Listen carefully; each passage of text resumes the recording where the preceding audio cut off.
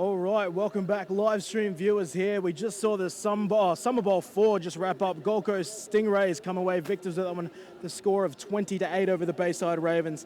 We're about to see another Gold Coast Stingrays and Bayside Ravens match up, this time in the men's division in Sunbowl 30. The officials are about to walk on the field, they're set already, and we're about to see the two teams run out. So get yourself strapped in, you're about to see a huge matchup, a rematch of Sunbowl 30.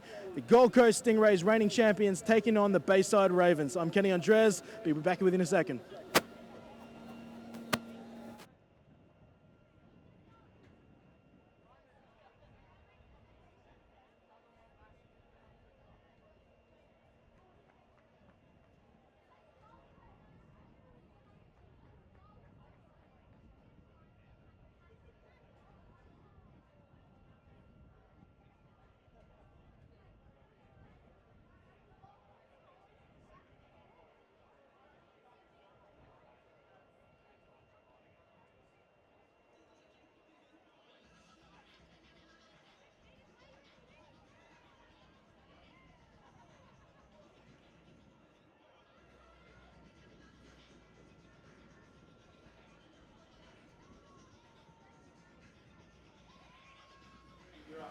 Sunbowl 30 is about to begin, and out come your Bayside Ravens.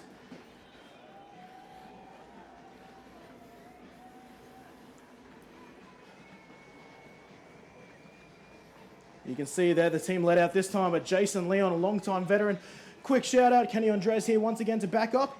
This time, new colour commentator, men's Queensland Sun Devils coach, Steve Box in colour. How you doing, mate? Good to be here, Kenny. Mate, we've commentated before an Australian game. This time we're doing the Queensland Sunbowl, and one heck of a matchup it's going to be. And in front of me, I'm seeing a number 8, Christian Tangles McCarty, suiting up once more.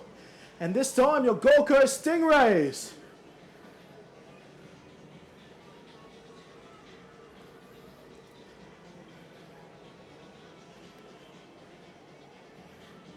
And look at this big inflatable helmet. I've dreamed of the day when Sunbowls were going to have a big inflatable helmet to run through. It's finally happened. Shout out to the Stingrays for once again getting their youth program involved. Fantastic to see. All right, so we're just getting the Stingrays ready. We're about to get ready for our national anthem. The Ravens are set up, the officials are set up at midfield, and the Stingrays won't be too far away. So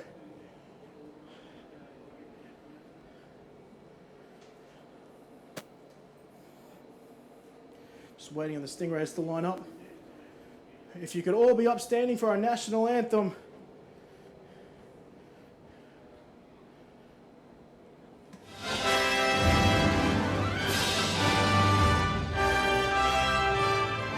Australians, all let us rejoice, for we are young and free. We've golden soil and wealth for toil. Our home is girt by sea. Our land abounds in nature's gifts of beauty, rich and rare. In history's page, let every stage advance Australia fair. In joyful strains, then let us sing, advance Australia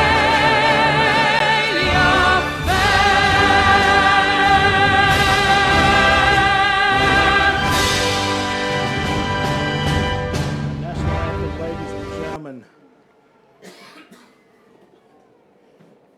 So, national anthem, ladies and gentlemen. Looking at the team list now for the Gold Coast Stingrays, obviously a very talented one. One name that stands out for me right there, whilst he hasn't been in the names a lot, Lance Tonga-Kilo, a former junior for the Stingrays, competing at the senior level now after spending time overseas. Coach, you knew well and truly about Lance. Oh, look, Lance was a sensational player as a young fellow, and having been overseas and gained that experience, and he should be a real presence today. Another one there, obviously, we're talking about his MVP is Damien Malloy, but we'll get to him in a second. We're looking at the Ravens teams coming up now. A name that everyone likes to associate with the Ravens, Darius Holiday-Miller, another man you've coached both at junior and senior levels. What do you make of him? Oh, look, he's a really important guy in both the pass game and the run game, and I think they'll need to get the run game going today to balance out that strong passing attack and keep this dominant Stingrays defence at bay. On the other side of that attack there is Luke Edwards, who took in the year off. Now he's come back and he's once again, you called him revelation in his rookie season. Well, but he's the guy who's almost open standing still, so I'm sure he factored heavily in both the defensive plans for the Stingrays and the Ravens offense. Absolutely. We've just seen the referees on the screen there. This white hat today will be Gary Kendall, his first white hat referee game in the men's division. So his performances, or Sunbowl, sorry, has been rewarded. His performances throughout the GQ season have been rewarded by taking the white hat game here in the men's division.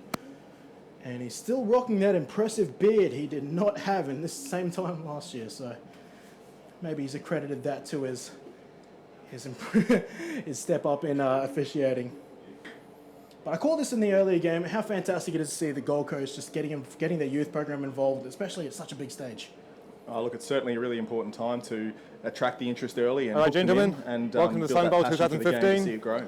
The Ravens are the visiting team. We're going This is to the coin, hush a it's little a bit tail now as this coin and a toss head. takes place, and we'll join I'll back flip with it, this. let it hit the ground, get you to call it in the air. Tails is the call. It is tails. Ravens are going to defer, Stingrays, you're going to receive. Ravens will kick from... Run that way? Okay, back to respective goals, please. Ravens have won the toss, deferred to the second half. Stingrays will be receiving. Good game, guys. All right, so we see there the Ravens winning the coin toss and looking to defer there, a common trend throughout the GQ coaches. And that means the Stingrays are going to be first with possession here, led by MVP quarterback Damien Malloy. And we are going to talk about him earlier. We're going to bring him up now. He's a heck of a dynamic player. He can do it all. He's now proven himself as a passer, not just a running quarterback. He can hurt you in many ways. Definitely a dangerous guy with the ball in his hand. And I think at quarterback that makes it even more so because he gets it straight away. And no doubt he's dangerous with the ball in his hand as a runner, but finally starting to get the respect he deserves as a passer. Absolutely. And when he does throw, he has targets such as Matthew Riles is a big name. He was a big performer this time last year and also in the Australian games where he represented Outback. But he is one heck of a target if Damien Malloy can open up this passing game. Outstanding receivers on both sides here today. Should be plenty of them representing Sun Devils in coming months, but secondaries of both teams have got their work. We're very close now. Both teams going through their final preparation. Stingrays making the field now. The Ravens now set to kick off through usual kicker Gridiron Qld. Very interesting situation here, obviously. The third meeting of the teams. Calvin Young, a long-time Raven himself. Columbia Blue there, and no doubt he'll be keen to taste that Sunbowl victory. That's absolutely right. He was a key player this time when the same teams took the field, but you're right, he was in purple. But it must be very difficult for this team to see a long-time stalwart of the Ravens now threatening to do plenty of damage on the field against them. Oh, absolutely. They'll know what to expect, and he'll be someone they'll be looking at for sure.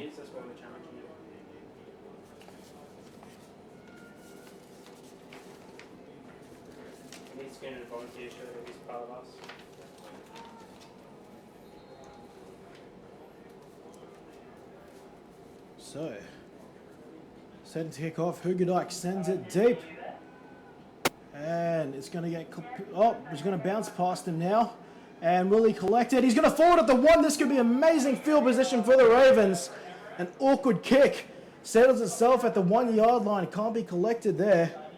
Number 14, Kyle Bopet, the former Bears player. Can't get a proper hold of the ball. And now the Stingrays will have to travel the full length of the field if they want to turn this into points. Oh, look, momentum and early starts are really key to the performance in a Sun Bowl. Not the start that Kyle or the Stingrays would have hoped for. And now the Ravens must capitalise on this field position to give themselves a really solid start. But long field now, and it'll be interesting to see how these lines match up right there in the trenches.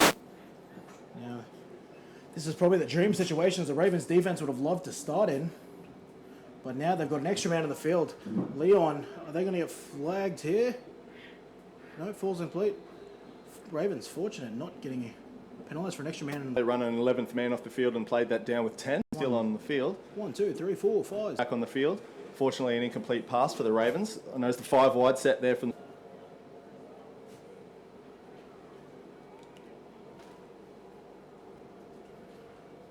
All right, Malloy in the shadows of his goalpost. He's looking to pass once again. He's going to find Bopet there. Can he get some yards? He can get him out of trouble at least. Won't be. in a less scary situation than playing from your own one. He'll be very close to it. That he probably hoped he had on that kick return. Yeah, you can see them there past the 10-yard line. And what many watching on mightn't have noticed is the block from Matt Riles at wide receiver. He's certainly someone not afraid to get dirty. So Stingrays get themselves out of that predicament. Malloy does what he does dangerously and scrambles. Fortunately, not for a huge gain, but he does get the ball back to the line of scrimmage and then some. And that's Damo's MO there. Turn a play that could have been a loss or certainly no gain and make 3 or 4 yards. Speed, high tempo offense from the Stingrays at the moment. 2nd and 7 upcoming. In the backfield, is that Blair Walsh? Usually a wide receiver. It is Kevin Walsh. Kevin Walsh it is. Blair Walsh is playing for Minnesota, kicking a football. Blair Walsh is, Kevin Walsh, sorry, is taking it up the field and using that speed. I think that'll be a set that they'll use quite regularly with 5 different potential pass catches, and then Walsh's flexibility to be able to flex out wide or be in the backfield. Notice Bradley Fraser lined up at tight end there, but he'll split out equally as well. And so much talent in this offensive unit. And now Malloy's going to hit Bopert again on that short pass. Ben O'Connor will not have to make a play in it because that play is going to be blown dead. It looked like the players weren't set before that snap happened then, and that's one of the ring out wide.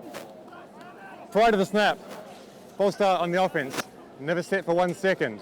5-yard penalty, remains first down.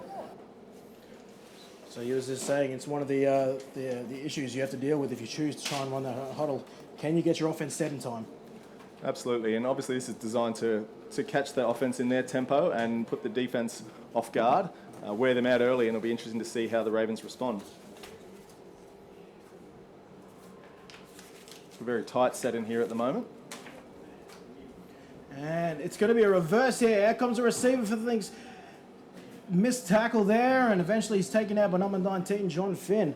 On the carry is number 82. Well, that's Matt Riles there. Riles. And they'll be looking for lots of different ways to get the ball in his hand. He's got remarkable speed and obviously outstanding hands, so he'll be someone they'll be watching for as well. No huddle once again. Damo alone in the backfield. Bopert, who's caught 2 passes so far, split out to his left in the slot. Walsh in the other slot. Deep drop by Damian Malloy. He's looking for a man. He's got Walsh. And it's tackled there by Hoogadyke, but a big chunky yardage and the first explosive. Open up the middle of the field. Great pressure from Al Steinort, the Queensland. Malloy sat in the pocket well, delivered a beautiful pass. Big completion. Malloy again alone in the backfield. He's going to take defenders and he's tackled there by Jason Leon, but not after he gets about 7, maybe 8 yards. I've seen something on film. They're a very highly prepared team and use the use of so terms. And whilst I said 7-8, it's probably closer to a 5-yard gain there. 2nd and looking for a man. He's got him. And he's going to make a couple of yards. That's number 2 on the play. Brad Fraser. And he's just come back for a stint in Europe himself, and his versatility will be something they'll certainly use. Runs really good, crisp routes and finds space and separation in that zone defense. Yeah, on his team list, he's listed as a tight end and a quarterback. So you talk about versatility. Someone who looks he can cover a lot of the skill positions on this sky blue offense. Walsh in the backfield once again with Malloy. 2-by-2 set. Malloy takes it. He's looking to let it fly again. Finds number 19. That's Dylan Napier, one of the junior natives for the Gold Coast Stingrays. He picks his first catch up for the day. On much about and really come onto the scene with a dynamic performance. And here he is again in the Sunbowl making big plays. One of the examples of one of the players graduating to senior level as Malloy drops back once again. He's going to air it out. He's got Bopert open, but the pass sails incomplete. That's going to bring up the next down. 3rd down here upcoming for these Stingrays. Look, this aerial attack really ripping them up, Coach. Something really notable is how the offensive line is handling the Ravens' front. One of their strengths of the team, particularly that defensive line, and the Stingrays with a no-back protection scheme at times have really handled that really well. So there'll be something to watch as that game continues. Backfield will be an important one for the front. You know, Jason Leon, Alan Suddy, some real big representative names there. Can cause a lot of havoc, but they take. I'm out to the Stingrays.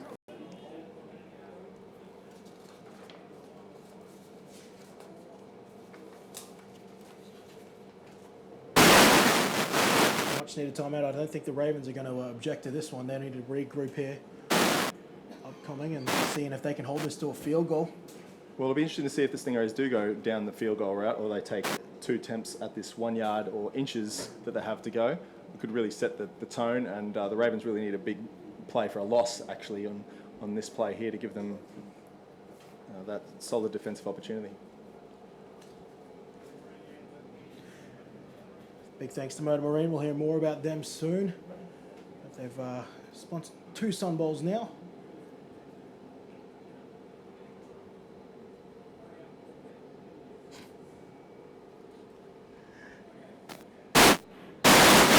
Once again, Walsh in the backfield, and a trip set out to the right here. Malloy is going to look to throw. Now he's going to run this. He scored the first touchdown last year. Can he do it again? No, but he can convert for the first down.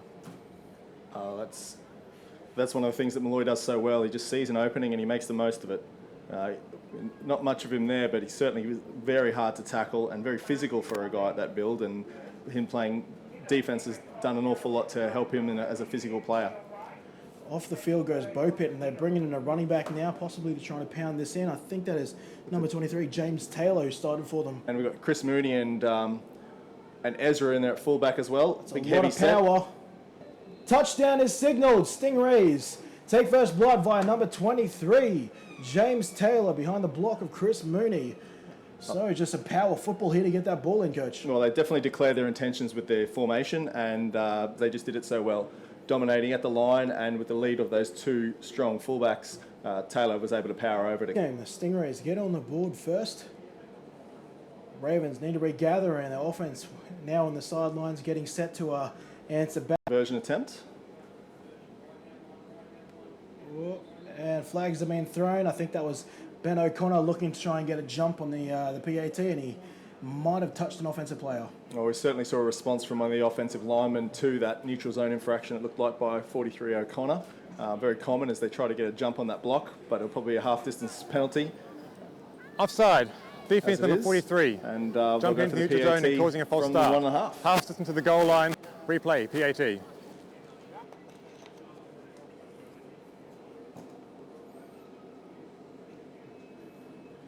Perkins again setting up, a proven kicker in this this league.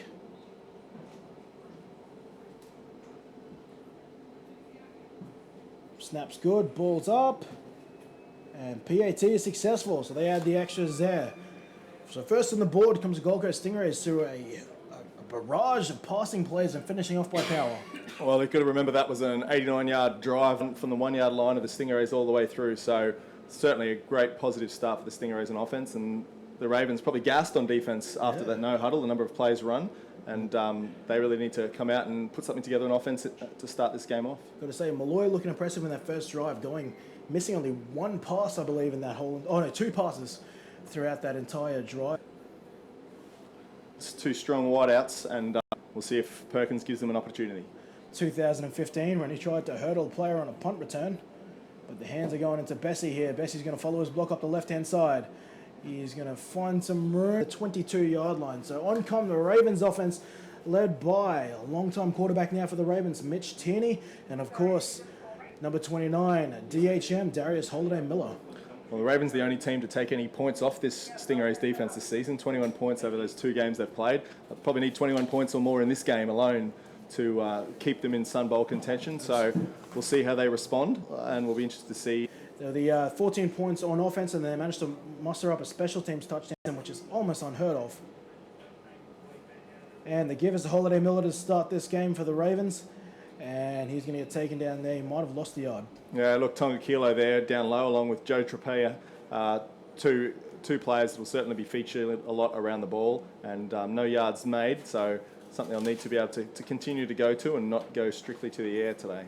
One thing we've noticed about Holiday Miller is in his transition over his years at the Ravens, he's gone from just being a between the tackles back to being a back that can do it all. He's now utilising the passing game a whole lot. He's a proven pass protector as well. He can really do it all. Well, he'll certainly be relied on lots of different ways today to ensure that he can contribute. Templar now taking the snap, the direct snap. Number 81, Templar's going to get it, but he's not going to find a whole lot of room. And there's a sea of blue to meet him at the line of scrimmage, and that's going to be another play. Strike that for a win for the Stingrays on that one. And there's a penalty flag down there. I would suggest that there was some sort of either movement or illegal motion before the snap there. But we'll have a look. Could well have been neutral zone infraction on the defense as well, given the positioning. Offsides. Defense, number 49. 5-yard penalty. Replay the down. There's another penalty on So the Stingrays there, which is going to help out the Ravens, give them a cheeky couple of yards and take them out of a bit of trouble. Well, 2nd and 5 is an awful lot better than 2nd and 10, that's for sure. Well, very well been 3rd and 10 after that play. Edwards, the key man we were talking about earlier, inside the slot there. Outside of him is Bryce Colston, the rookie tight end. Templar rounds out the rest of the receivers there to give to Holiday Miller, though, and he's going to get met behind the line. Number 64 on the play. Yeah, Adam Vernon really shot through untouched there. So the blocking scheme had the end left untouched, and on the cut back by Holiday Miller, really just a one-on-one tackle to make. Great job on the contain, but also to be able to squeeze down the line and make that tackle. While we're talking defense, another player we want to single out. He won Defensive Player of the Year for Francois Rousselet, as he's known, or Passamani Rousselet, or is more commonly known Frankie, the leader of this defense, both tangibly and also spiritually. A key player to watch out, especially if the Ravens start airing it out. Oh, Frankie sets the tone, no doubt, for the defense, and he has super high expectations of everyone around him, and they lift to those expectations. But I expect that he'll be near the ball all day. Tierney in the shotgun. Holiday Miller to his right. Bessie and now in motion. He's going to be pressured and he's going to be taken down for a sack. Tierney. And there he is again. Lance Tonga-Kilo from one side and Ezra Clayton coming from the other side. Those two boys meet in the middle all day long. That'll be trouble for the boys in purple. That is a tough duo to stop. Just get off for the sack. Well, that's the strength there of Ezra in the middle there, playing at defensive tackle. 15-yard penalty, automatic, first down. So, is that an automatic first down I heard? It did sound like that. I didn't catch the whole call. They didn't even notice the flag at the time of the play. Just when we were giving praise to the defense. So, well, it looks like the Ravens offense is coming back on. I think there might have even been a fumble on that play. Because the defense was, there was probably a punt unit, I imagine, on 4th down. But that's correct. They did have the punt unit out ready to go before the assessment of that penalty and a fresh chance. The Ravens really have to take advantage here. They'll be able to have to put some completions together and move that ball. Look at the defensive front for the Stingrays there with Vernon and Mooney and Ezra Clayton and Lance Tonga-Kilo. That's a tough defensive front for the Ravens to look at. Possibly got 4 of the best defensive linemen, not only in the state, but possibly in the country. Tierney looking to his right. He had Bessie. It's going to be picked off Perkins. Inca off the hands of Bessie, and he's collected in field. And the Stingrays are going to take possession here inside Raven territory. Coach on replay, looking it down, breaking it down for us. Oh, look, it's good old-fashioned tip drill there. The ball was up there, and there's a strong defensive play by the other Stingray in the vicinity, and that forced the contested ball. We'll see it on the replay here. If it looked like Scott Bice there, Falcon as he calls himself, really making a challenge play, and that resulted in the tip drill. And the ball turned over and just doubled their lead. Perkins proving that not only is he a talented kicker, he gets it done in the defensive. More definitely got it flexed out at the moment, and that's a real challenge matchup for the Ravens, I think. Going to add another one. Frankie is number 9 for the Stingrays, for those who ask, and that's a successful play for the Ravens there as Walsh gets tackled around the line of scrimmage, actually loses a yard. Yeah, Matt Bailey, great job of outside contain there and squeezed the end to make the tackle behind the line of scrimmage. And those loss of yardage plays are what the Ravens are going to need. Bailey's another one who's come through the system for the Ravens, at least at the senior level, but he's really stuck it out from where he's come. He's was once a special team wide receiver, and now he's really improved himself to be a regular starter and a key starter for this Raven unit. Well, I think it was his tackling on special teams that gave him a look at defense after starting off his career in offense, and he certainly made his home there. Play action pass here from Malloy. Now he's looking to dump it off. He gets it off and will be fumble play. Can the Ravens recover? The Stingrays react and get back on their own fumble there. Great awareness by Dylan Napier there, the young number 19. Absolutely. Fraser with the catch there and the fumble forced, and Napier, the play action was beautifully executed. You saw the Ravens boys turning off to go and follow the ball carrier, and that gave Malloy a chance to find Fraser in space. 2 number 19s making key plays there. Finn forcing the fumble for the Ravens and Napier recovering it for the Gold Coast Stingrays, taking them out of trouble. That was almost a big play for the Ravens defense. Finn's a very tall and long corner, and those arms came into handy there. Yeah, go gadget arms he possesses. Malloy checking off with his receivers, calling audibles, putting his team in the best position he can in this 3rd down play. Taylor in the backfield there. Oh. And I think it might be a delayed game. You hear that buzzer going off. It doesn't seem like the Stingrays got that snap off in time. Malloy taking a bit too long trying to check out of the wrong play.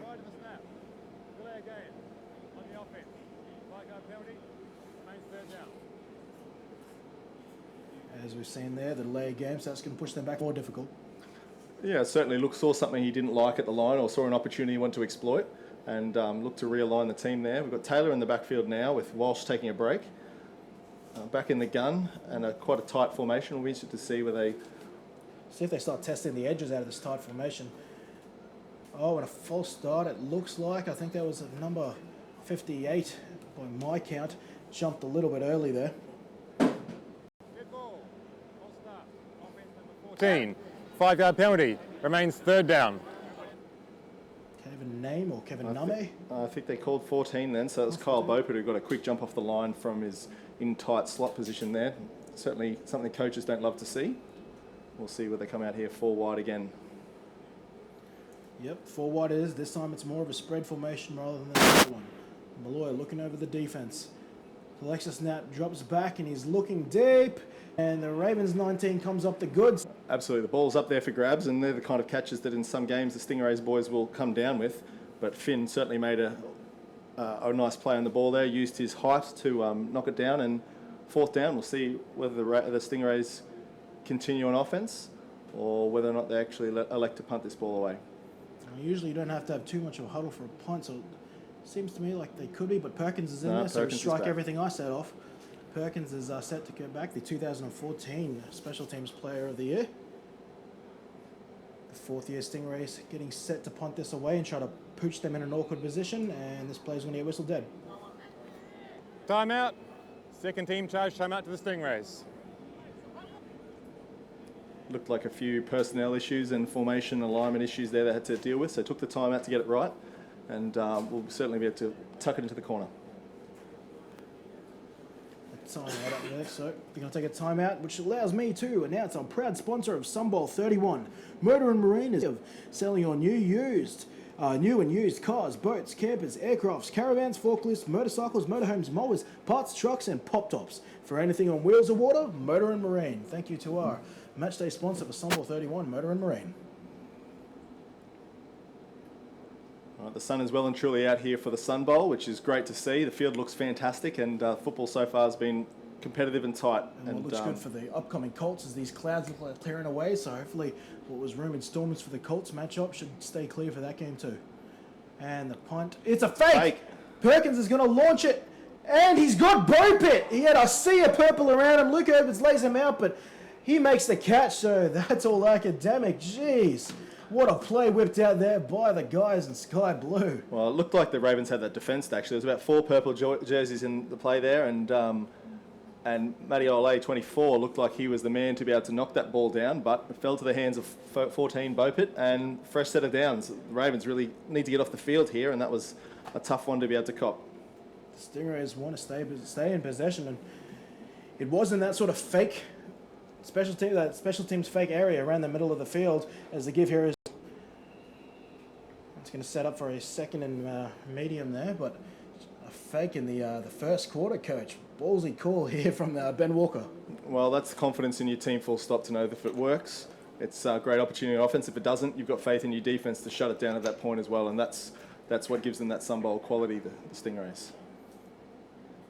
James Taylor in the backfield again. Tight formation for the receivers, but this is going to be whistled. I think it's play clock issues here for the officials to deal with.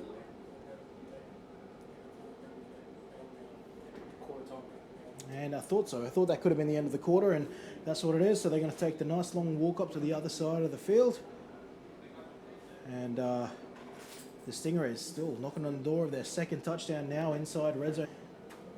Let's not forget some of the facilities around for those who've come down here to land the commentary box, as well as our assortment of can bars out to the far side of the field towards the car park, as well as a jumping castle and a face painting happening there as well for our youngins. So looking out for the kids who may be looking for something to do. There's a jumping castle and face painting to make this a nice fun day for them as well. Well, that's a quarter that the Ravens will probably want to forget for a little bit. They probably have done well to keep it at 7, given the amount of time the ball has been in the hands of the Stingrays, but they'll be looking for a stop here. They need to force a field goal at worst here and give their offense a chance to get back on that field.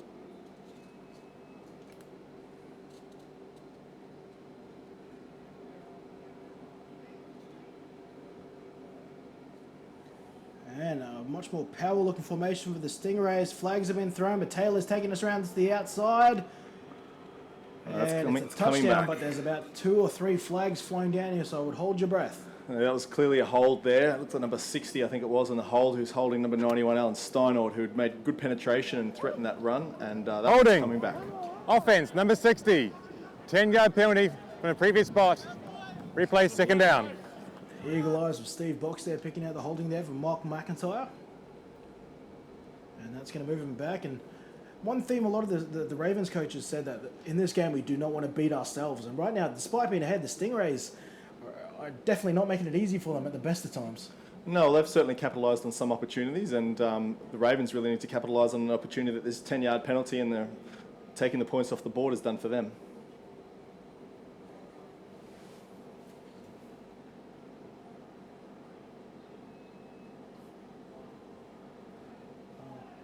Lining up now, 3 receivers to the right. Matthew Riles alone on the left, match up with Ben O'Connor. James Taylor in the backfield with Damien Malloy, who's looking over his defense right now. Malloy takes it. Here's a pass play over the middle, and Sinapati knocking that ball down at the line of scrimmage. And if I had a nickel for every time it did that, well, I would be living somewhere better than I am currently now. You'd have a lot of nickels for sure. He's tall and get his hands up. Certainly making it hard for the pass to get through from Malloy. Interesting to see when the Stingrays spread out in that 4-wide set. The Ravens do leave, certainly makes that pre-snap read an interesting time there for the Stingrays. But you've got to be able to make plays like Sinapati just did then. One thing I love about these assortment of formations and run a whole bunch of different plays. It's exciting to see from both of these offenses. Make that happen. Malloy dumping it off to Bopit, who makes a one-handed grab but falls forward, so he might have only picked up a yard or 2 from that play. It did well to end up collecting the ball there and at the most, but keeping possession in Stingray's hand is an important part of that.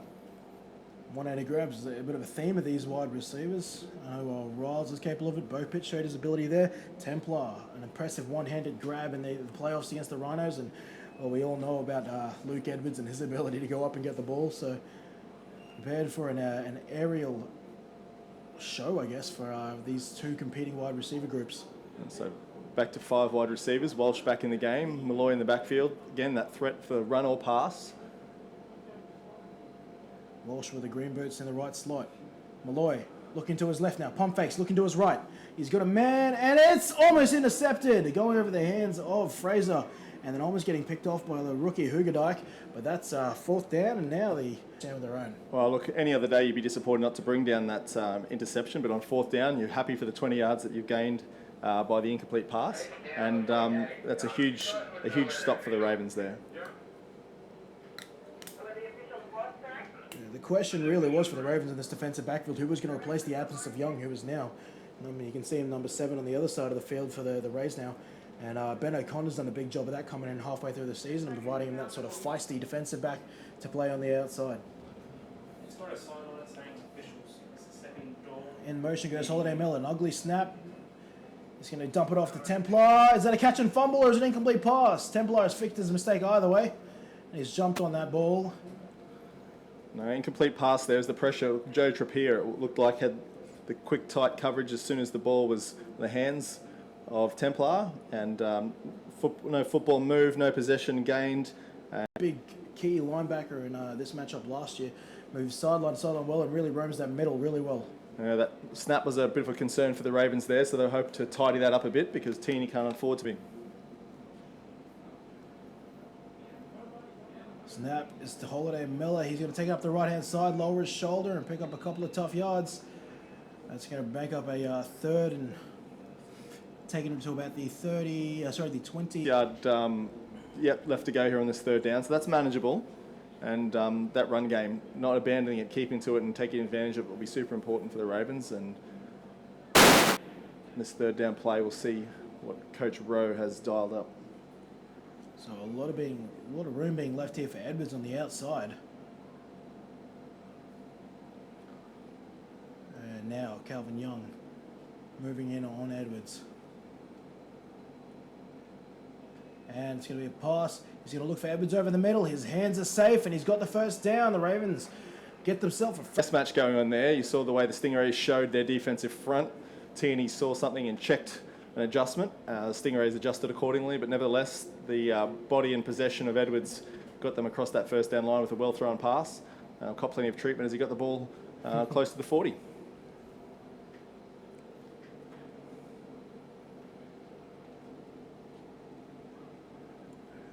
Key man on this offensive unit, Dylan Harrison for the Ravens, giving him a true left tackle to protect Tierney. Yeah, I'm keen to see the battle between Harrison and Tonga Kilo as it progresses here. And it's give to Holiday Miller up the right-hand side this time. Breaks a tackle in the backfield. Can he turn this up? He's got a lot of blue to beat if he wants to. He's got to turn it upfield now. He's going to lose yards, but he's going to have to, as impressive as that was, he certainly lost a few yards. That was actually, I think that was actually Joel Wood. No, it was Darius Holiday Miller. I'll tell you what, one of the things that you notice from watching that there is how many light blue jerseys there were swarming. They were all over Holiday Miller, despite the shifty moves in the backfield there. You know, there were 7 or 8 sky blue jerseys ready to make that tackle, and that's what makes this defense so tough. You don't defend. You don't shut out every other team in the league without having that strong pursuit to the ball, and that's exactly what they did there. Bessie out the slot to the right now. Holiday Miller wheeling out to the left. Tierney's going to dump it off to him over the hands, and it's going to fall incomplete. Nothing really opening up there for them. 3rd and long for the Ravens. They're certainly hoping to pull something out to... 3rd and long here. The Ravens do have the receivers to test it deep. It's almost a contrast to receivers, though. The Stingrays boast a handful of speedy route-running receivers that jump people, but effective receivers either side. Oh, certainly. I think you use what your personnel offers you, and the Ravens certainly have that height. And even with Bessie playing in the slot, you know, and the experience of Regan Webb when he's out there, offer different things, and ultimately it's about taking advantage. Going to see a flag come here. I think it was a delay of game. We'll get the call. Dead ball. Delay game on the offense. 5-yard penalty. Remains 3rd down. 3rd and long became 3rd and longer there. Certainly not what they're looking for. And they'll really be looking for a good opportunity. Looking for an intermediate pass here, and he's going to try and trust his receivers to... Stingrays in their 2-deep shell, but with a 4-deep look, certainly make those passes a challenge here. Play action. And it's to Edwards, who's not going to be able to get the first down here, and that's likely going to bring out the punting unit. Well, look, it's a good safe play there to be able to pick up 6 or 7 yards and give them a better position to be able to punt from. And no doubt the Ravens with Templar have got a strong punting. Doesn't end up in the hands of Walsh or Young back there for the Sting. End zone, that's the play clock there. It's showing either team how much longer there is to get this play off, so he might be going there. And we're going to see a timeout taken here by the Stingrays, who want to try and talk this special team unit over. I think one of the things... Timeout. Stingrays. That is this. Dedicated to providing Australians with cars, boats, campers, aircrafts, caravans, forklifts, motorcycles, motorhomes, mowers, parts, trucks and pop-tops. For anything on wheels and water, Motor and Marine. And shout out to the game day sponsor here for Sunbowl 31. And Stampede Sports, responsible for these beautiful logos on the field today. Vulcan Fireworks, you've seen some of their display today. And Impact Sports, the largest Queensland. And obviously we're on Facebook, facebook.com/Gridiron Queensland, which links in with our our team app for Gridiron Queensland, the easiest way to keep up to date with all things happening Gridiron here in our Sunshine State of Queensland. You mentioned before the play clocks, Kenny, and something that's underestimated by those people outside of the game. They talk about the breaks between plays, but when you're out in the huddle, that 40 seconds or 25 seconds of those play clocks, they go in an instant. And you know, the dynamics and the details that goes into that play call is why we have those breaks that we do. Absolutely. Yeah, a lot of people who haven't experienced the game, they just wouldn't understand that, if anything, that doesn't feel like enough time when you're in that huddle. Absolutely. Trying to, whether that's getting your breaths back or just trying to feed the information needed to get the play off. This kick, and with 2 deep returners, not many places to hide back there, so we'll see what Templar whistles again. Plays dead once more. We'll see what happens here.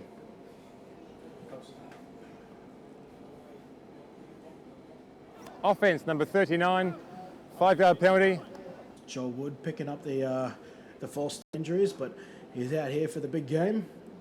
Gunning on special teams. It is good to see him back on the field after a foot injury or ankle injury that he's had. Some off-field pursuits.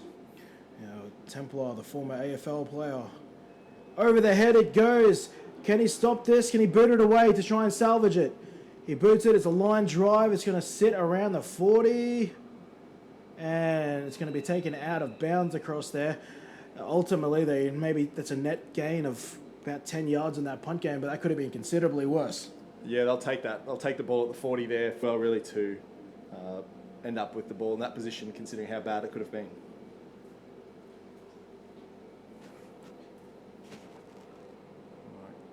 Good field position again for the Stingrays, and the Ravens will have to hold up here. 3 and out would be a fantastic case. They'll be looking to march that ball back, extend their lead.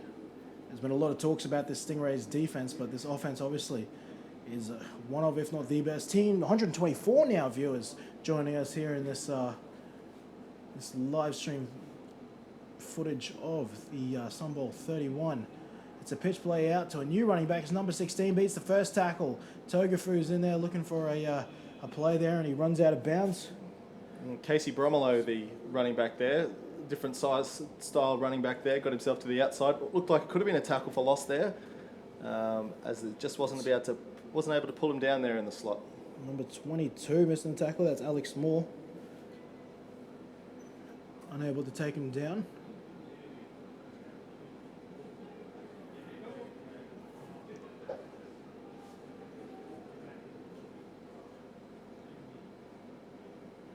All right, 2 by 2 here, both slots off the line. False start here by Walsh. That in a second. Prior to the snap, false start, offense, number 18, 5-yard penalty, remains second down. So Walsh is wearing the big yellow and green eye, which signifies import. So that's a player who's been imported into this team from outside of Australia. You can only have 2 of them on the field at any given time, but Walsh has been with this team for a couple of years now. And obviously the goal, no doubt the Stingrays will benefit from that, but he's certainly a strong part of the Stingrays, giving on and off field to the club, which is a really important part of experienced players contributing. Absolutely. The man hailing from St. Mary's University in Canada. And Malloy is going to take it up the left-hand side now after a quick pump fake. Look at those moves, and he wrestles his way close to a first down. I think he might just be short. No, the ball suggests that he's got a first down, so Malloy getting it done on the ground. Look, elusive and then physical at the end there to finish off the run, and that's really key. Really got him across the line, and that's what makes him MVP. And what's really improved, even from the game last year, you can see his just fluidity in his drop back, and he really looks like a true drop back passer, but then in a flick of an eye, he turns into that elusive ball carrier as we see a false start happen. Prior to the snap, false start, offense, number 58, 5-yard penalty, remains first down. And look, really high expectations of the Stingrays. They won't be happy with these penalties given away. They mightn't seem like much in small, isolated doses, but you know what sustains this high-level performance the Stingrays have had over all this time is that drive for perfection. And another penalty here. I thought I saw some movement here by the near side receiver, number 86. Yeah, Riku there didn't get himself set, lined up too far forward and couldn't get himself set in time. That's Riku Hataya, the third year. False start, year offense. They were never set for 1 second, first down. He made some plays last year, Hataya that is, both from receiver and also from the backfield. Hailing from Finland with his European playing experience. Drive, and the Ravens will hope to capitalise now. And it's a low snap taken by Malloy. Malloy's going to get a field. He's going to tuck it under and run himself once again. He's going to do some damage, get it back to the original line of scrimmage. So it's going to set up a second and close to 10. Well, again, it's just that dangerous capability that Malloy has. Spreads the field past there, and Malloy finds an opening and picks up 9 yards. The Hagwidge defense is someone who can now, as a proven, when you're busy defending that, take it off for 10 yards at any given moment. So Malloy now under centre is going to give it to number 16, who's met at the line of scrimmage. Nice tackle there from Nada Togafu. Yeah, good penetration there from 7. Made his way into the backfield. Got. So Casey Bromelo, as you were talking about earlier, taking the carries. The Stingrays Just rotating their backs, keeping them more fresh. Taylor getting some carries while starting the game. And now Bromelo contributing where he can. 3rd and 10 now here for the Stingrays. Ataya, the receiver closest to your screen. He's going to aim for Fraser. Bounced up the thing and never touches the ground. Now it's fumbled by the Ravens. Now it's tunnel ball. But originally picked up for so under the one play. Jamal Party gets an intercept and a fumble recovery and a fumble of his own. Well, if Chris Berman was commentating that, we know what we'd be hearing plenty of there. Oh, I can deliver the whoops if we need it. You can see the ball almost completed. Fraser did a great job to go after and get that low pass, but popped it up in the hands of Jamal Party, who himself fumbled it away, and after a bit of a scramble. Now, after the huddle, with a couple players down from both teams, especially a Raven, I think it might be Party, who is not moving. James, can you go ahead and make sure everything's all good, mate? Trying to get some whistles now, but he has not been moving. His brother Elijah is sitting with him, as well as defensive coordinator Christian McCarty. We're getting a first down to signify the Ravens have recovered the football, but Get players away, mate. If they're not, let's try to see this. get them away.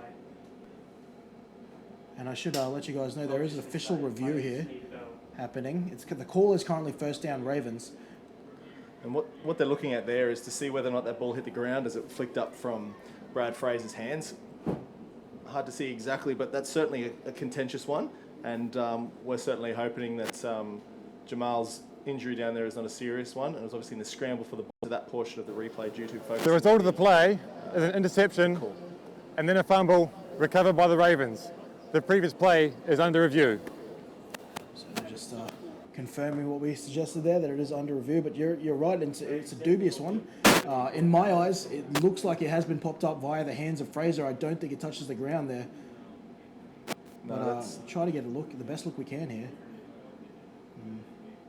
Can we call on him again, play? Yep, I'm on the phone now.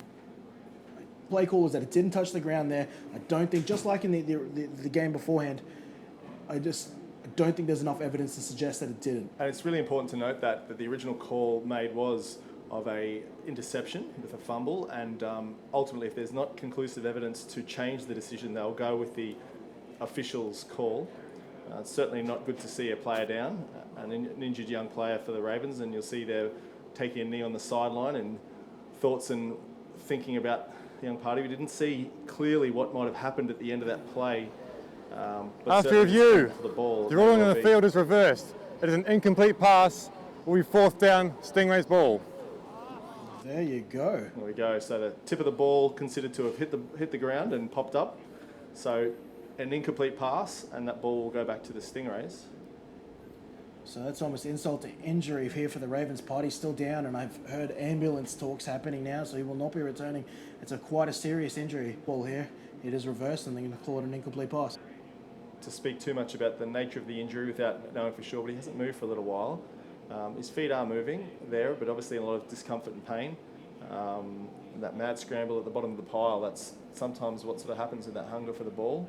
And both sidelines have been asked to clear the field as they await some first aid support. So it was a good sign, but How many past players we see along at the game today? Some very experienced players involved in both clubs here present today's history. It's good to catch up with some of the players. Simon Groth, long-time Stingray and a long-time GQ veteran. Having him down here, watching the game and being part of the experience. No doubt the Stingrays boys do like to get behind their club. Talking to a fellow Tiny Tim, or Tiny they call him. I can see him waving on the camera right now. Was here talking about the desire to get those old players back involved and supporting the sport. you can see some of the crowds there. Good to see the support happening. It's good to see that happening. Some of these signs coming along in the crowd. If they do, keep it out of this booth, or send it in by all means. Look, this venue is a great venue to be able to have spectators along. It's the exact game. You have a good full. It's great. It's the showpiece game. We're appreciative of East Leagues to have it. Yeah. Well, that's a big one. There cannot be any arguments about this one. It's a beautifully flat, beautifully maintained, and thanks to Ben Goff and Stampede Sports, a beautifully pictured and logoed field up here before us for Sunbowl 31. Well, it's a very professional approach and presentation of a game, and you can see the teams have all lifted their standards over recent years in presentation of uniforms and in terms of their expectations. And as a sport, things are shining very well for us at the moment. Yeah, I was talking to some people there. Is starting to get some updates on Jamal there. It's turning into a spectacle. No longer is it just a sporting competition; it's a spectacle. And seeing people come and the event is certainly helping that. And obviously, there's just more people. I'm going to be proud of Gridiron Qld. I should be very proud of the championship games they've been producing over the last couple of seasons. Oh, look, absolutely. And people have a high expectation about what they'll see when they come along to a game, given what they have viewed on television. It's up to the challenge of all of our clubs who have risen to the occasion to say we've got to have a product that's worth viewing in terms of the peripheral and the presentation standards. So it's great to have that, and our ability to broadcast now, across the globe to anyone who tunes on with this web stream, really helps us. So we're trying to get some a replay on there, but we'll see if we can get the right angle. But see a replay of this pile and see what happens at the end there. So the reports I'm getting is that it's a concussion. He was unconscious for quite some time, and now he's waking up with some considerable pain. So here the replay. This is where the pass was ruled incomplete, but the play continued. The scramble for the play. Yeah, it does look a whole lot. I mean, innocuous is the scramble for the ball, where there was a body or an arm or a knee landed there, but certainly no head-to-head contact or malice involved. Yeah, so there's nothing else, but you can see head coach and also father Benson, the party, looking over his son there. And that may well have been the neck. You'll notice that they haven't removed the player's helmet. That's very much a safety consideration around that, and not wanting to adjust anything from a spinal perspective.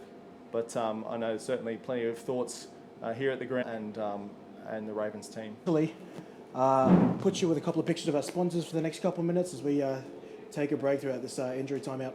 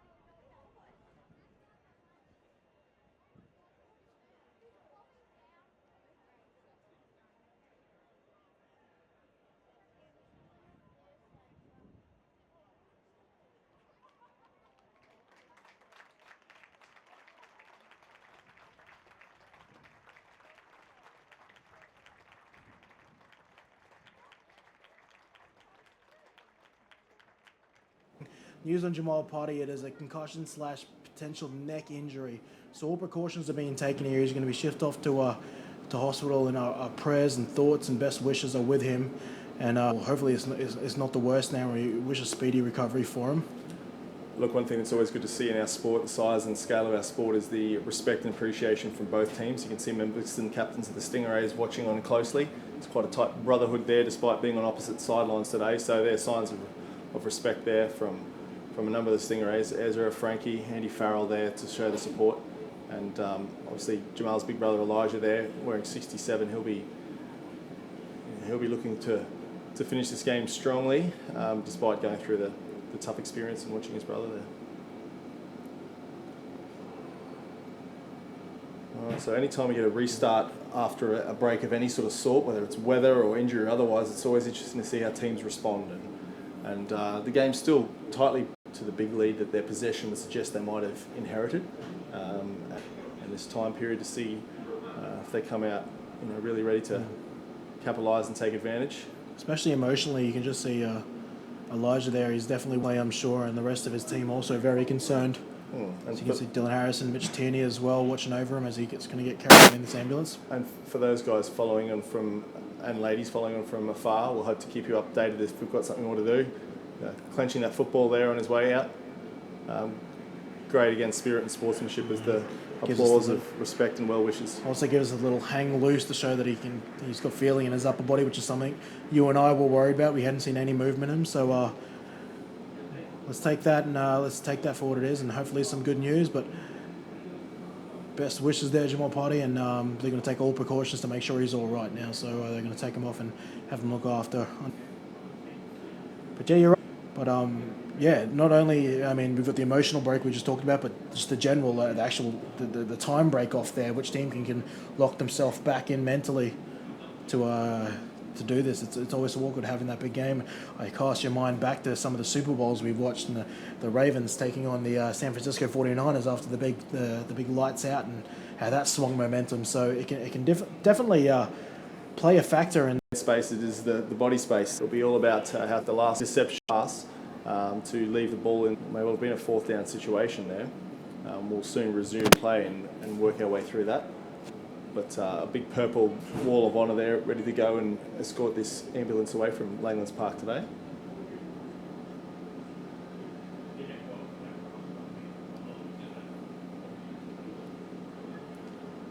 Worth remembering, of course, that players who play in a league are amateurs and do it for the passion and the love of the game. It's not a situation where they are, but many of them have important livelihoods away and families to engage with, so they put their body on the line each week on the football field. Portions are treated as paramount by coaches, and you have accidents and situations happen, but certainly to display of sportsmanship from both sides. We've got the Ravens obviously doing for their own team, but now the Stingrays lining up on the other side of the field to show their respect as the ambulances are. I'm hoping the cameras will be able to capture that shortly for us as well, but both teams lined up showing their appreciation and acknowledgement,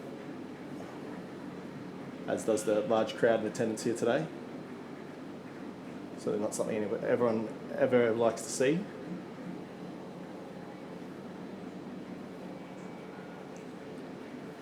And our cameras aren't quite capturing, but that is a beautiful shot here from the commentary booth, seeing two teams lined up in respect for and we see the Stingrays there lined up. A big injury.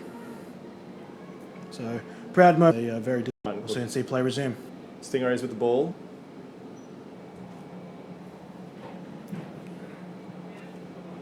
And so, might I remind you there, and fumble, and has since been overturned, and it's an incomplete pass. So, the Stingrays headed Here on the third, 3 to the right. He launches it deep. He's got Napier open over his head. What a fantastic catch from the young wide receiver. Look, Napier's been doing that also and caught that ball now. So, we've seen how they've responded to the break. In the backfield. I see sneak play here from Malloy. No, drops back for the deep pass. You fade, and it is just too caught. easy. That's another touchdown there for the Stingrays. They now lead 13 with a PAT to come to potentially make it. And Ravens a little bit flat there with those two passes. Just the fade route there. Connor, the former teammates. And they look to add the extra to make it a 14. The Rays have extended their lead with 5:17 remaining in this half of football now.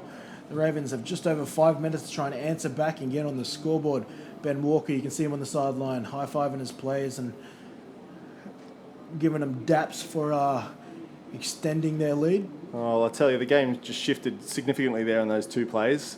4th down and 10 from the 29-yard line to a completion down to the 2-yard line and followed up with a touchdown. Ravens ball, and now it's uphill for the Ravens. Had the ball in their hands. Perkins, after adding the PAT, is back set to kick off, the 2014 special teams player. And it's going to go in the hands of Bessie. Bessie realizes he needs to return. He's going to look up the right-hand side. There's a lot of blue jersey, and he's just taken down there by number 5.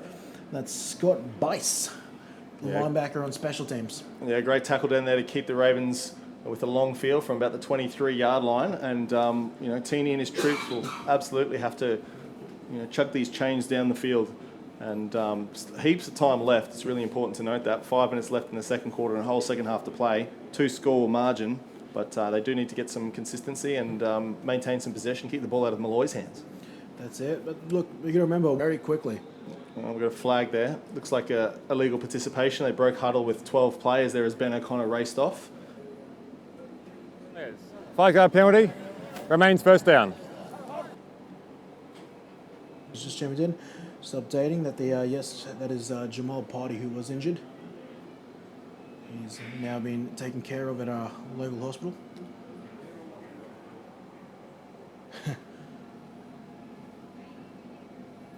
Tierney, give, Holiday Miller, looking up the right edge now. He's going to fight for as many yards as he can, but he's taken down, and the initial contact there was number 64, I believe. It's Adam Vernon. Yeah, 5-yard gain there on first down is a good thing to be able to have, but when it's 1st and 15, it's not quite as good as when that first down run of 5 yards was from 1st and 10, so 2nd and 10 now. Tim Reynolds zooming in on the live stream chat, saying, complimenting the beard of our head referee there. It's an impressive one. Fiery.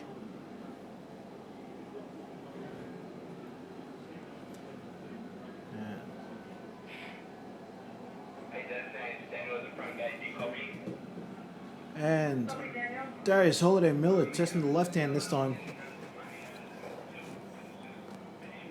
Look, I'm certainly pleased to see that the Ravens sticking with the run here and not panicking and airing it out. That's the experience of coordinator John Rowe. I think many less experienced coaches would get a little nervous with a 14-point margin, but again, you hand that ball off to Holiday Miller. Get the 3rd and manageable there with about 7.5 yards to go. And now this is where you get a chance to put the ball in the hands of 38, 11 or 81, or even veteran 45 there, Regan Webb. That's it. He's stepping on the offensive field here for the first time today. But you're right, you shouldn't give up on that run game. It's 14 points is not that very well might. This Stingrays defense getting all over it. Joe Trapillo. Oh, that's penetration in the backfield. The blitz came through. Mooney, I think, will be credited with the tackle there. Yeah, Ezra Clayton, so quick off the ball there, really blew past the left guard, who had no chance of stopping him, and he disrupted the run, and it allowed Mooney and Trappier to cover up there. So, you know, for a big man, Ezra is far too athletic to be able to be managed one-on-one inside. Absolutely, the 2013 defensive MVP. Templar picks up the odd snap, and he gets a punt away. It's not bad. And it's got picked up there. The Ravens can recover this, but now they're actually going to turn this upfield, go the other way. It's Calvin Young. We've seen him do it before, but usually in purple, and he's going to get taken out, but he collects about almost 30 yards in a punt return. Well, look, that dangerous bouncing ball there collected, touched by Young on the bounce there, and could have been recovered by the Ravens, but he picked it up, and his explosiveness and burst up the sideline puts the Stingrays well and truly back in attacking field position. So dynamic. Whether he's wearing a Raven uniform, a Stingray uniform, a Queensland uniform, an Australian uniform, he finds a way to make plays. There's a huge block there as well, peeling back from one of the Stingrays. Didn't make out the number, but the bus well and truly rolled through the Raven on that one. And this time the Stingray's using a trip set out to the right. I think that's Riles alone on the left, not Satire. And it is aimed for 2 open receivers there, but it falls out through their hands. Fraser was the Both very close together. A bit of confusion there to see who they're off. Ravens using the open receivers to defend each other. But fortunately for the Ravens, fell incomplete. For the Stingrays, a bit of confusion then. Potentially both players not supposed to be in that position by script and design. But again, Malloy with all sorts of time to pass. And receivers getting open. That's nightmare stuff for the defence. Trips out to the right. Once again, rolls left line out to his left. Walsh in the back to protect. He's launching. It's a beautifully thrown pass, and he is so open. Not a Raven defender in sight, and he scores a touchdown. And that is a third touchdown, second through the air for Malloy. And that is a touchdown to number 2, Bradley Fraser. I like to see how Fraser got so open there. Look, it was a bit of a wheel route by the looks of it, and the safety, Matt Olay, had a late slip, but I think it would have been far too late to get there anyway. I think it's just a busted coverage there. I don't know if the linebacker thought that he had the zone or the safety had it, but yeah, you saw Olay slip in the deep third there. And well, it's a very slept. In fact, the Ravens offense of years gone by would have called that the play with a simple combination of 3 receivers on the one side and find an open guy, and he couldn't get more open than Fraser was. And another PAT added. That's missed. With Perkins. Or is it missed, is it? It has been wide missed. right. So 20-0 the score remains. 3 touchdowns, 2 PATs. Seems like only yesterday, only minutes ago, that it was 7-0. 4th down for the Stingrays, and since then, a matter of half a dozen plays, 13 points, and the game won. Need a spark here. Edwards and Bessie back to return.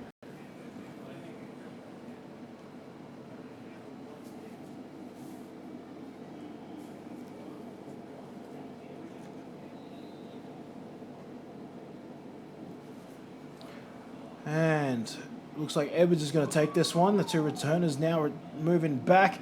Finds a block out to the right-hand side. He takes it upfield, and he's going to fight to about the 28-yard line there. Luke Edwards, wearing number 38 in his return to the Ravens. Look, a really good return there. 28 or so yards, taking that ball in deep. They need to move the ball down the field and get some points on the board. The Ravens now desperately need to answer back. They'd love to just draw this back to a 2-possession game inside this first half, 2:25 remaining in the second quarter. I note Mitch Bessie came hobbling off after that play. He was lead blocking on that one there with a bit of a limp, so the Ravens will certainly hope that there's nothing too serious. 2 backs and twins in formation. And Holiday Miller, I don't know if that was miscommunication, but it could be picked off by Calvin Young. It shan't. And the pass was intended to Darius Holiday Miller, but it falls incomplete. And that's going to bring up 2nd down. Yeah, Calvin Young could have been all sorts of trouble for the Ravens. So now Mitch Bessie now across our field. The limp is non-existent, but I'm seeing a couple of grimaces. 2nd and 10 now upcoming for this Bayside unit. The only man to score against this team last year in this Sunbowl matchup is now playing in the States in Division 1 football. Of course, I'm talking about Travis Reynolds. But now, Darius Miller, play action pass, giving it to Luke Edwards. He's going to find some space and get out of bounds after picking up about maybe 7 yards. Yeah, good screen there. Plenty of space for Edwards after catch, but Stingrays rally well, as they always do, to really limit that to only about 6 yards when it could well have been more. And 3rd down, very manageable, but super important here for the Ravens. Joel Wood coming off, and the veteran Regan Webb jumping on for some slot action. Getting close to the 2-minute warning here. We'll see whether or not they get a playoff in time. It's looking doubtful. And looks like they won't get it off. 2-minute warning. As we see the flashy. Officials timeout. That is your 2-minute warning. There are 2 minutes remaining in the half. The 2 flashy sets of green boots out here to the left, possessed by Regan Webb and Luke Edwards. That's an empty set here with Holiday Miller and nudged in against in the slot. They often like. And it's caught there. I think that is Alex. No, it's Jacob Templar making the catch. Not a very generous spot there. It looks like where that ball's marked, it'll be coming up short by about a yard. Templar maybe, if he had been able to take that catch and lean he might have got himself to a first down there, but instead they're about a yard short on 4th down on their own 38-yard line, down by 20 points. Let's go for it sort of time here for the Ravens. I'm interested to see if they go for a hard count to try and get some freebies. Walsh flag being thrown in the Ravens sideline. Very interesting to see what the penalty is here.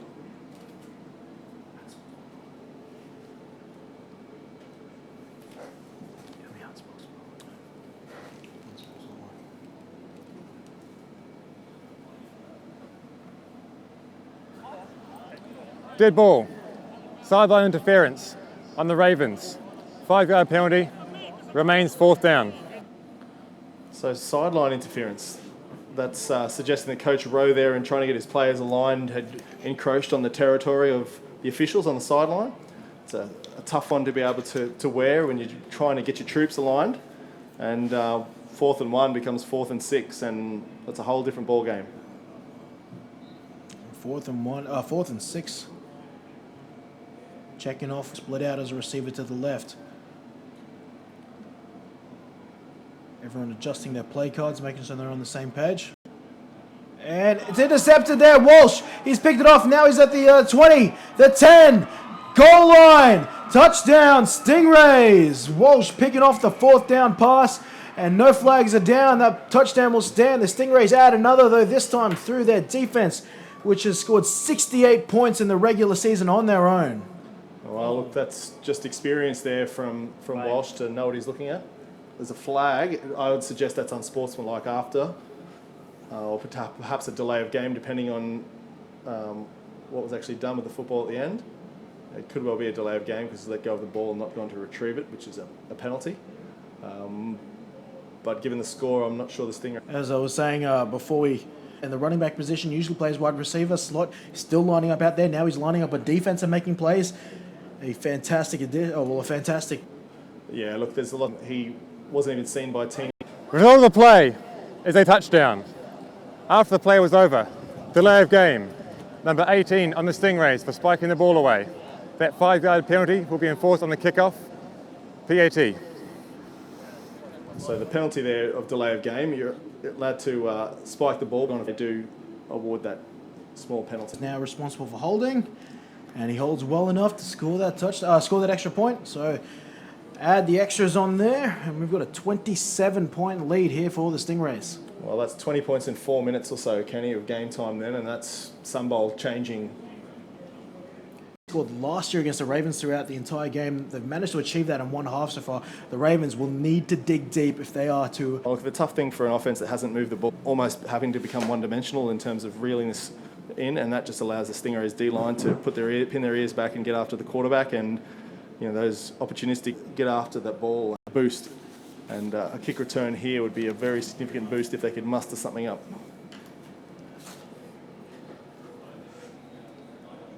Perkins is going to set this game off again. A nice long kickoff there, going to be picked off there by Edwards. Edwards is going to try and run it once again to the right-hand side. He is going to get met initially, breaks a tackle, breaks a couple more, but no, someone doesn't let go of him. And they managed to pull him down around the 25-yard line. Oh, look, Edwards did well to get to the 25. It could have been bottled up about 10 yards shorter, but big, strong frame that he is, kept his legs driving and pumping to make those extra yards. Edwards caught that ball overhead with his hands. That's a sign of his AFL background, which what makes him such a dangerous wide receiver, rather than letting the ball come to the chest. And he hasn't had many opportunities with the ball in his hands at wide receiver today, and that's something that's going to have to change if the Ravens are going to turn this scoreline around. Absolutely. You said, does this make them a little more one-dimensional? Officials time out. Could the clock operator please reset the clock to 1 minute and 35 seconds? 1:35. Thank you. Just getting the clock. There's many ways you can do it. Doesn't necessarily have to be long balls. You can start looking at The Ravens' offensive line here is some really strong pass rushes. Mooney, and Clayton, a long pass here. It's Thomas. He just returned one to the house. Can he do it again? He's following the blockers. Yes, he can. In 2 consecutive drives, Walsh picks it off and returns it for 6. No flags, play will stand. And Walsh has collected his second touchdown of the day from the defensive back position. There's an awful lot of experience that's gone into making that play there, sitting on top of it, tempting the pass, going attack it at its highest point, following his blockers and getting it in across the goal line. Look, a significant game-changing play again. And That's great footage right there. Well done to our camera operators. But as you said, the ability to high point that ball, attack it at your highest leap there, and that's exactly what he does, and he just snakes that away. And look at the players now turn blockers, making sure that that opportunity doesn't fall short at the 3-yard line. They convert it for 6 in their own and remove all doubt and take exception as DB training material in terms of how to get position on top and go and attack the ball, and the rally that goes with the Blue Stingrays return team on defense to want to capitalise. Perkins puts it up, adds another one, and this lead just keeps getting greater. 34 points now. Well, that's a 27-point turnaround again in under 5 minutes of football, and you know, that's made for really tough sledding for the rest of the day for the Ravens, and the Stingrays undoubtedly have got their backs up there. They're pumped up, and the sideline is about as animated as you get. They've been talking about this drive for 5, their 5th in a row, and looks like a long way to go. If anything other than that result is going to be happen today. You actually saw the crowd, speaking about energising, you saw the crowd get very, very down from Walsh, and they're supporting their team. They're keeping the energy high amongst here. All the supporters have come out to support the Gold Coast Stingrays. Well, obviously the Stingrays involved in all 3 games today, which suggests they bring a large volume of different faceted senior men's team. And Perkins launches it, and they're going to line and desperately looking to add some points of their own, chasing a 34-point lead right now. All right, so the Ravens will take over the ball here. It'll be hard not to be a bit gun-shy, having had 2 back-to-back interceptions on pass plays here. Teeny's headspace will be an interesting one. And Coach John Hollywood Rowe will be looking to dig deep into his bag of tricks, not necessarily tricks, but all the different strategizing that could happen to allow some sort of sustained offensive drive and really show the offense that has been so dominant in many games across the season. One thing we haven't seen yet, that I've seen a lot of the drives, is we see Ravens stalwart Christian Tackles McCarty suit up here in the backfield, is Mitch Bessie takes some quarterback snaps. It's a give to Holiday Miller, led by McCarty. He's going to break some tackles, and that is an inspiration, but they're going to need a whole lot more than that. Yeah, look, Darius certainly sets the tone a lot for play here. Listen to Gary Kendall's adjudication.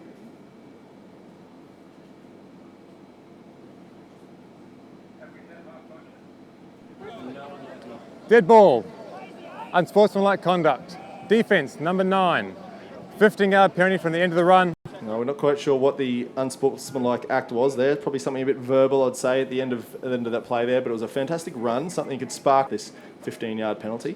And Stingrays have constantly given them opportunities and lack of discipline, but they've backed it up when they've needed to. The Ravens, Tierney, McCarty still in the backfield. Give to Holiday Miller. He bobbles the exchange and is recovered there by the Stingrays. I think that's number 51, Chris Mooney, the veteran of this Stingray unit, collecting the fumble there. looks like a bad exchange of some sort here. The ball never really got into the breadbasket, so that's a combined effort there between Darius and Mitch to sort out what's happened there, but ultimately the result is the same. It's blue football, and things get... Offense coming out in the field there, and they've got a lot of game time today. See Napier to the bottom of the screen, Taylor in the backfield now, and the Ravens need something from their defense. Three receivers this time to the left. They like to run that to the open side. The giver's there to Riles. Riles has got room. He's going to start racing away now. Can he beat the coverage? I don't know if he stepped out of bounds. Well, the referee suggesting that he has stepped about around the 10-yard line. But still, another fantastic and explosive play by this Stingrays offense. And run, but the downfield blocking there from Fraser was outstanding to spring it free. And Riles, he makes the speed that he has look just so simple. And the tempo there for the Stingrays, who raced up there. 44.5 seconds remaining in this first half here. The Ravens desperate. Unlucky that tip ball didn't end up in the hands of one of the purple players. If the Rays clear a 35-point margin. So huddling up here, the Stingrays taking their time with the clock stopped. Tightly bunched into their four-wide set. Malloy looking deep.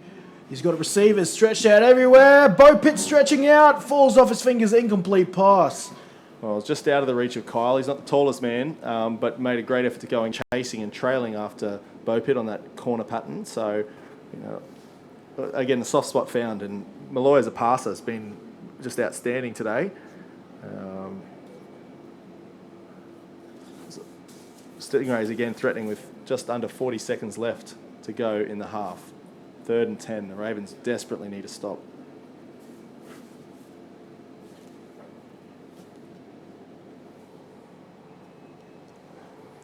It's back to Malloy. He's hurried there. It's an incomplete pass. We'll just bring 4th down. So Stingrays, will they look for a Perkins field goal here? Or are they going to really go for the jugular? It's at this point, why not just keep going to add points? Oh, here comes something in this sort of situation either.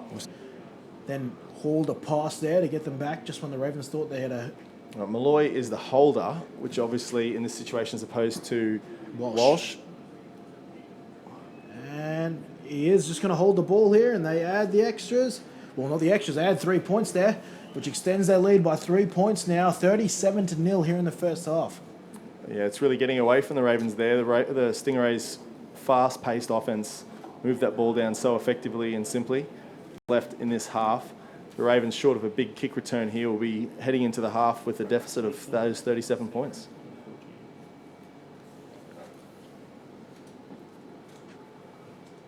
Interesting look at the body language down on the sideline here for the Ravens. Trying to keep upbeat here is certainly a challenge when the game is in this sort of situation. But with such a large amount of game time left, there's plenty to play for.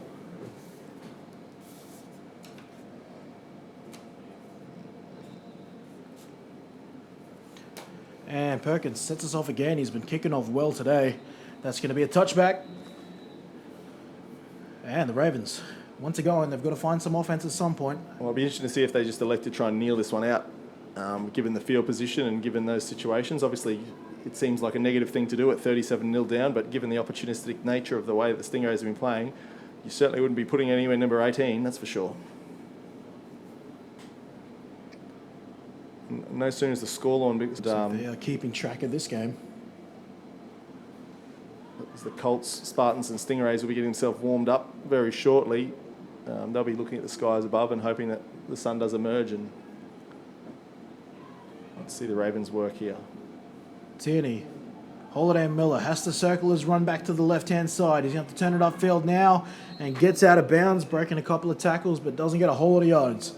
Yeah, well, those 6 yards or so are, still important ground gained, and with the ball getting run out of bounds, the clock stops. It is 2nd down and about 4 to go.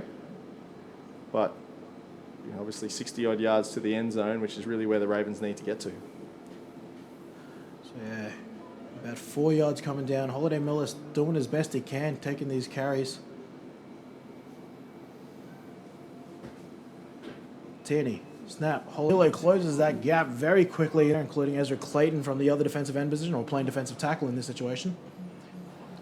Timeout. We said earlier, Ravens. when those two meet up, That it's is the first certainly of a the lot of half. havoc, and that's exactly Wants to end up, and we're certainly hopeful that a couple of interstate running backs find themselves between those two gentlemen in months to come.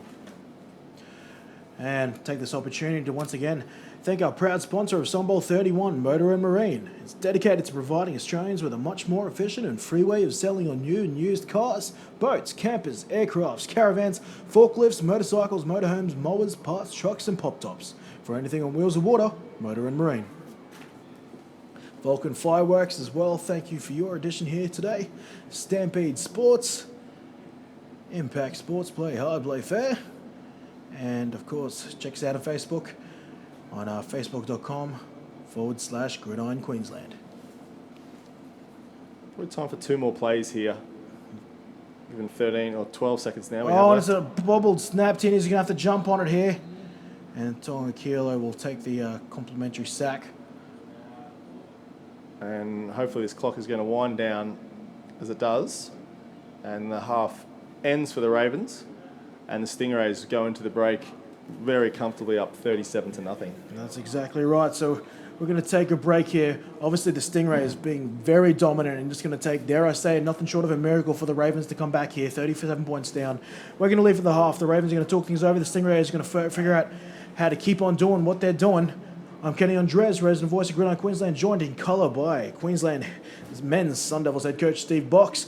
We're going to take a break for the halftime break. We'll see you in a bit.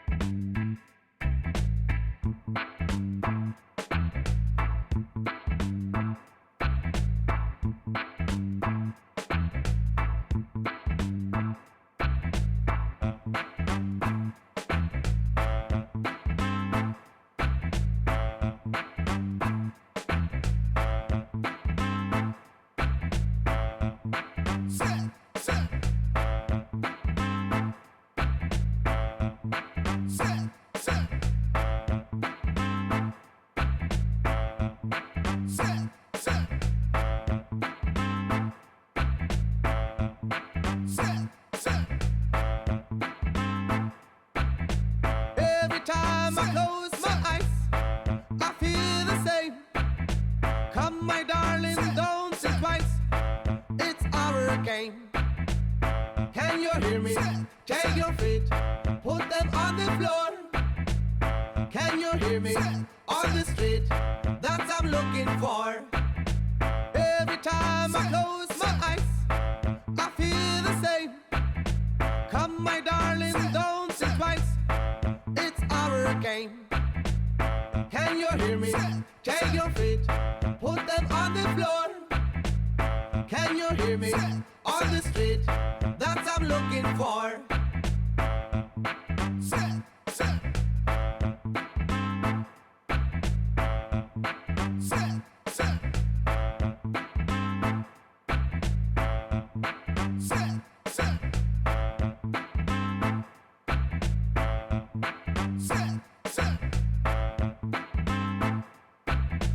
Every time I close my eyes, I feel the same. Come, my darling, don't think twice. It's our game. Can you hear me? Take your feet, put them on the floor. Can you hear me? On the street, that's I'm looking for.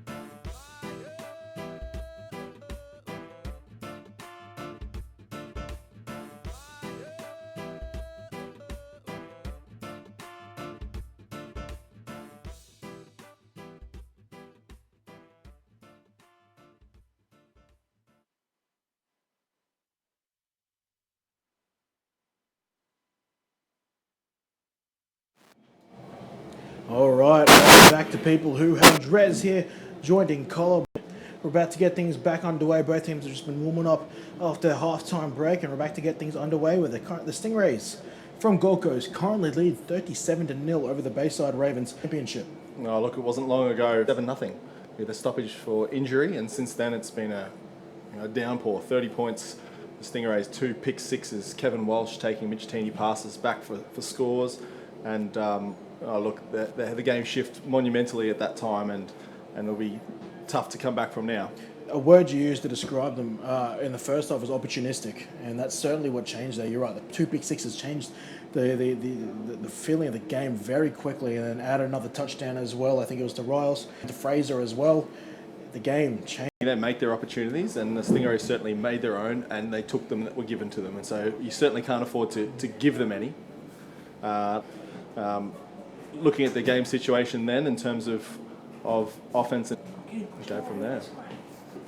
I'm just a man who we forgot amongst the Walsh pick sixes was the man at the helm of offense, which is Malloy, and I'm just looking at his regular season stats there.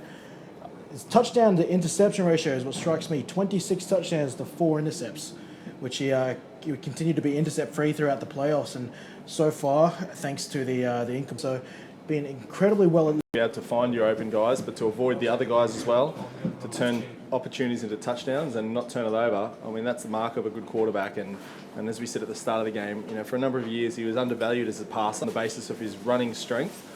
The wide receiver numbers and his own passing numbers there reflect exactly that. So an outstanding player all season long, and we've seen plenty of great things from him even this game already. So, not to preempt anything, because obviously we've got a full half of football to be played.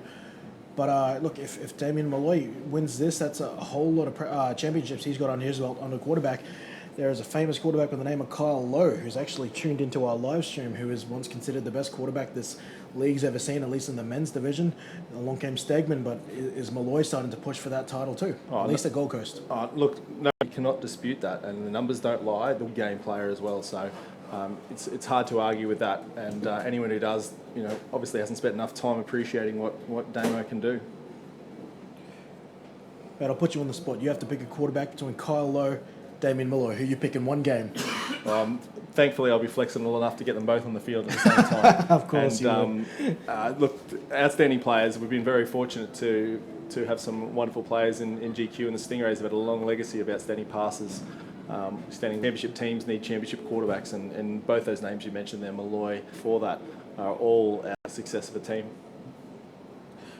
So the teams are lined up now. The Stingrays unit, kickoff unit, is looking to kick this off. Of course, the Ravens won the coin toss at the start of the game, and they opted to defer. So the good news is they will be getting the first offensive possession of this second half, and look, they'll want to score as quickly as they can. Look, this drive is as important as any drive in the game, because it talks about headspace, it talks about attitude, and it will speak volumes about what sort of second half we've got in front of us. And as I touched on in the first half here, the danger is here that the Rays now have cleared a 35-point buffer. That means in the fourth quarter, if we reach the fourth quarter with the score remaining the same, we will move into mercy rule timings, meaning the clock will continue to run, timeouts and incomplete passes shan't stop the clock. We're certainly hoping it doesn't come to that. So, ball here, picked up by Luke Edwards. He's going to get taken down by the man who's got 2 pick sixes to his name, Kevin Walsh. Well, it's no surprise to see the bright boots and the gloves of Walsh there around the tackler there.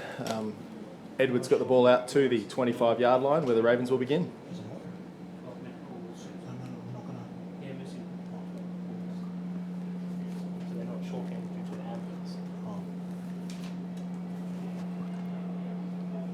So here we go, the Ravens. Just on the 25-yard line. 4 wide set here. The defensive front again. On Ezra Clayton there, he jumped and then drew the reaction there by Gary Kendall. Prior to the snap, offside, defense number 13, contacting opponent. 5-yard penalty, remains first down.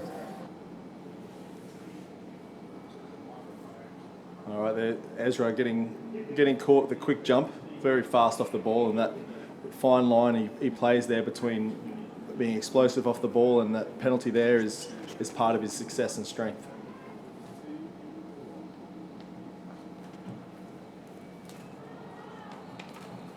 The ball falls incomplete, and it will be 2nd and 5 for the Ravens.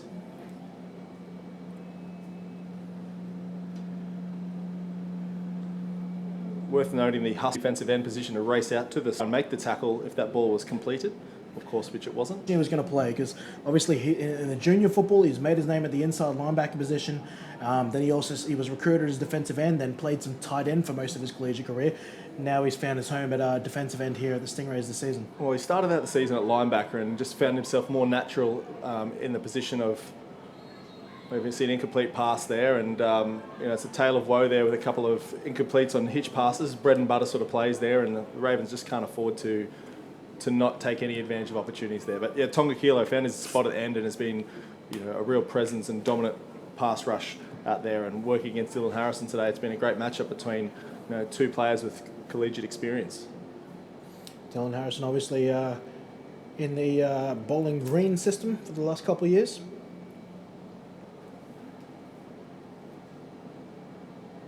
The Stingrays rush. And because they've got such a talented defensive line, both of these teams really, else for coverage players, and they're trusting their front four to get the pressure they need, and it's been happening. Well, look, the rallying of the Stingrays players to the ball carrier is just so strong that even if there is a one-on-one tackle initially, that soon becomes a 4-on-1 as the flow. And we've got a punt here for the Ravens. Certainly not how they wanted to start their offensive work in the second half. So back deep to return is Calvin Young and Kevin Walsh. Low snap is picked up from Templar, and he's going to have to give it a punt, and it's only a net gain of maybe 15 yards. I think it's not a whole lot of yardage on that punt there. Not what he wanted, I assume. And look, there's only about 13 yards made from the line of scrimmage there on that punt. So offense not moving the ball, and now the Stingrays take over in halfway. That's tough going for the Ravens now, who really need something on defense to spark the offense, spark their team.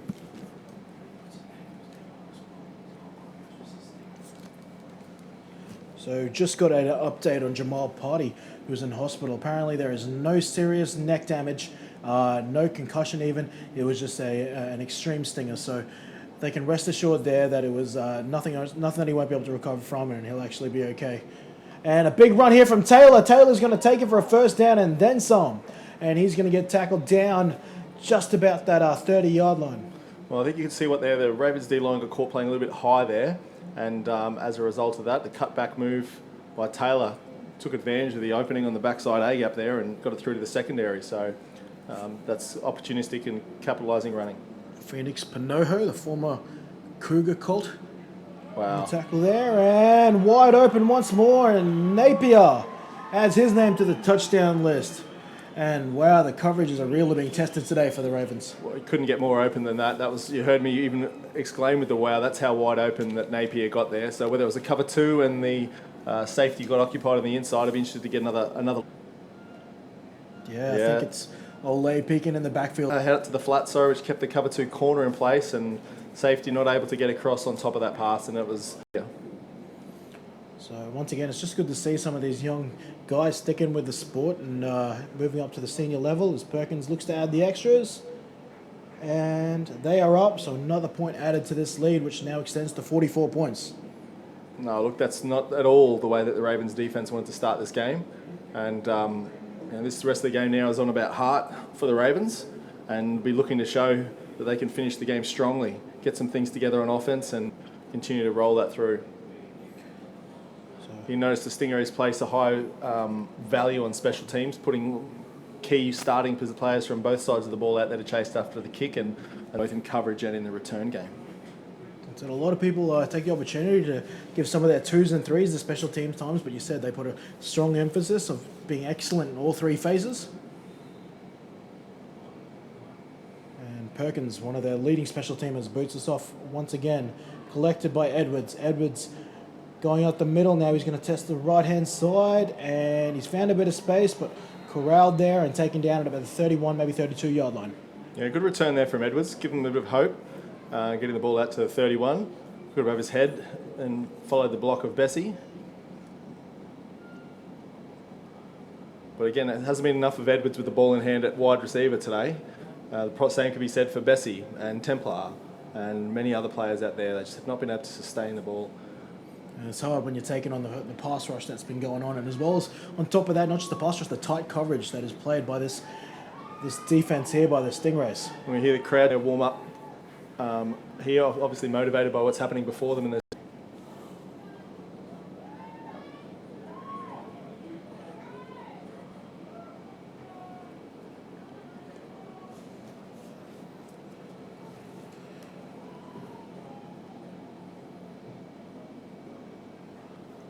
And off a tackle, that's impressive. He's got his own player by the end of it.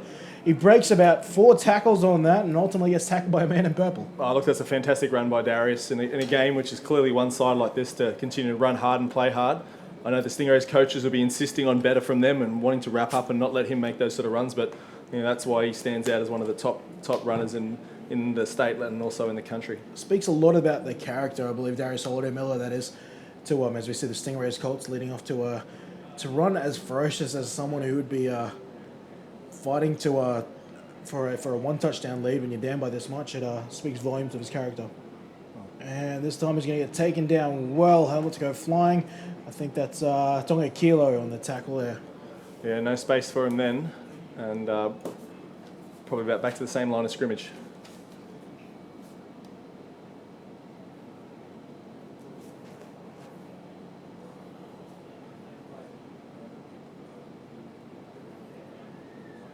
So 3rd and short. Haven't had a first down for a while for the Ravens. They really need to convert this, and I'd say it's 2-down territory regardless for the Ravens at the moment. Yeah, I don't think that's any question there. Tierney, Holiday Miller, who's been working hard in the backfield, and a side that's trailing right now. Templar, Colson, and Edwards. Steinhold, I think, is at the tight end position there. Change of play clock running down. And did they Just get it off got in out of the time? way by the Yes, looks of they it. did. Templar comes back for the ball. I think he's done enough to get that first down, but he did have to come back for it. First down for the Ravens. So they get a convert. They can. Well, lucky to get the ball off just in time there, and Templar, again, with his great catching frame there, was able to get his hands out. Just look at the competitiveness. Despite the scoreline, you see Reece Perkins very dirty in himself for letting that catch happen, despite the big lead his team has. Well, that's what makes the team strong. See Al Steinort in the backfield there as an extra tight end there, looking for an extra body. Once again, the exchange is. Yeah, whether it was just a slip of the hands there or off a play action motion there from Tierney, and that's 7 or so yards more the Ravens will have to account for. They just, it's been like this for a lot of the game. They have been putting themselves in holes and just taking plays out of their playbook, needing to get bigger chunks of yardage. So fortunate to get back on the ball there. Tierney was quick and alert to dive on it, and now 2nd and 17 it looks like. Just the 4 down linemen. They're only going to rush the 4. Tierney's looking over the middle, finds Edwards, breaks the first tackle, breaks another now, gets past the original line of scrimmage. Look at him, fight for yardage, getting all the way. He might have even got himself a first down. That is one heck of a play by the wide receiver there. Oh, it started with an outstanding catch in traffic. Great hands to go up there, breaking multiple tackles and driving those legs, and with a big long frame like Edwards has, to be able to drive that through. That's will, that's want, and that's a first down for the Ravens. Just what they need, and that bit of fight, that bit of. So one thing that is by the Ravens, they're still controlled. There's 2 first downs. Notice Bessie still on the sideline down here. His leg looks a bit strapped up at the moment, so whether he's taking a knock or not, hopefully we'll see him back on the field. There's a flag on the play. And it's intercepted there by the man who's collected 3 so far. Oh, that'll be his 3rd if that stands. But a flag is on the field. We'll see what it should be. The Ravens will be hoping it's offside. But Walsh, again, would this be 3 picks for the game? It is offside by preliminary signals. No, hold on. Dead ball. Offside. Defense number 49. 5-yard penalty. Mains first down. So the Ravens breathe a sigh of relief. Walsh unable to collect his 3rd, nullified by an offside penalty by Lance Kilo, and the Ravens get a cheap 5 yards, and they slowly keep marching towards the Stingray red zone. You've got to hope that that was seen and that pass was thrown after identifying the offside as a free play. Bessie back on the field, and there he is with the catch. He makes a catch there and brought down for a short gain.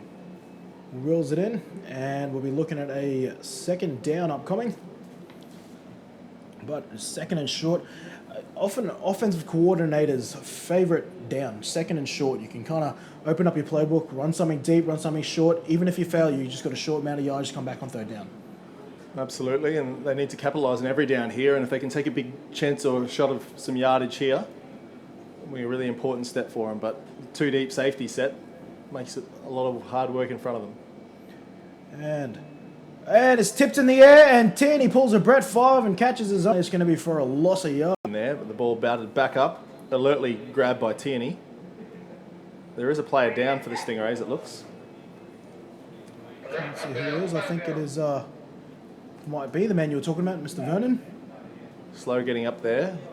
Oh, there was a So, suss the situation out. bit of sky gazing at the moment. The lights are on here. The clouds are a little bit on the dark side between the Spartans and the Stingrays. Yeah, I might have put the mocker on them there. I said the clouds were clearing. However, the proud sponsor of Sunbowl 31, Motor and Marine, dedicated to providing Australians with a proud, much more efficient and free way of selling on new and used cars, boats, campers, aircrafts, caravans, forklifts, motorcycles, motorhomes, mowers, pots, trucks and pop-tops. For anything on wheels or water, Motor and Marine. Providing the special flash to state championships here in 2015. It's Stampede Sports, the people you can thank for the beautiful logos on our field today. Impact Sports, play hard, play fair, kidding out many of the players here today. And of course, check us out on Facebook. Facebook details / Gridiron Queensland. And of course, keep up to date the best way you can. Download the team app and find Gridiron Queensland. So Adam Vernon up and walked off with his coaches, and the Stingrays add another defensive lineman on there and back to try and shut down this third down pass following a loss of a couple of yards.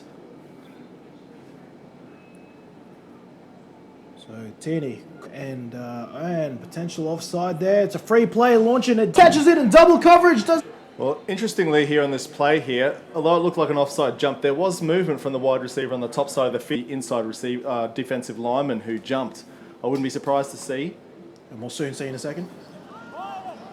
Offsides. Defense, number 13. Their penalty is declined. And just like we spoke about earlier, they're in a passing situation and taking a free shot downfield, and Templar capitalises on that in double coverage. Yeah, great hands there, Templar overhead again. This is the AFL background that both he and Edwards all in the air, and the Ravens really need to punch it in here. And here's a chance. The Ravens Totofu and another drama with the exchange, and that's going to knock them back right when they're sniffing. And now they're going to have to work themselves a lot further. I think we had a low snap there, Kenny, I think was one of the issues which created timing issues. I didn't quite catch on the replay there, but it certainly looked like a low snap. And as a result, a good loss there of about 5 yards, and just not what the Ravens want in this sort of field position. So they're going to have to start opening up right when they thought it was an opportunity to punch it in. They might have to keep working here. I wouldn't be surprised to see a jump. One-handed grab. Did he stay in bounds? We're waiting for a call. He's called again. He's been doing it all season, all career, really. We're going to see this on replay. Just hauling it up and letting this big fella go after it. Counts as 2 feet there. They will definitely be on the catch. It might have been a little bit completed. Maintenance of control will be the point in question here. As I said, I think we're about to announce now they're going to try to review this play. The question is was that little movement of the ball on his body there, him adjusting it post-catch, or part of the... Very interesting. Don't envy the job of the review officials here. Officials review. The previous play is a touchdown. That play is under review. So the key things to remember here, the ruling is touched, Steve. They're going to see if that bobble or the readjustment on his, and by then he would have been out of bounds. They're not going to get it from that angle. No, definitely appeared to be an initial make of the catch and in bounds. The question was that bobble there. The Ravens certainly could use a break.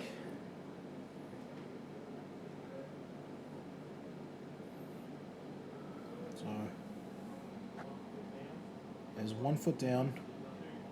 So he's got the 2 feet down. That's not an issue. The issue is, does he complete the process of making a catch? It's important to know it never touches the ground.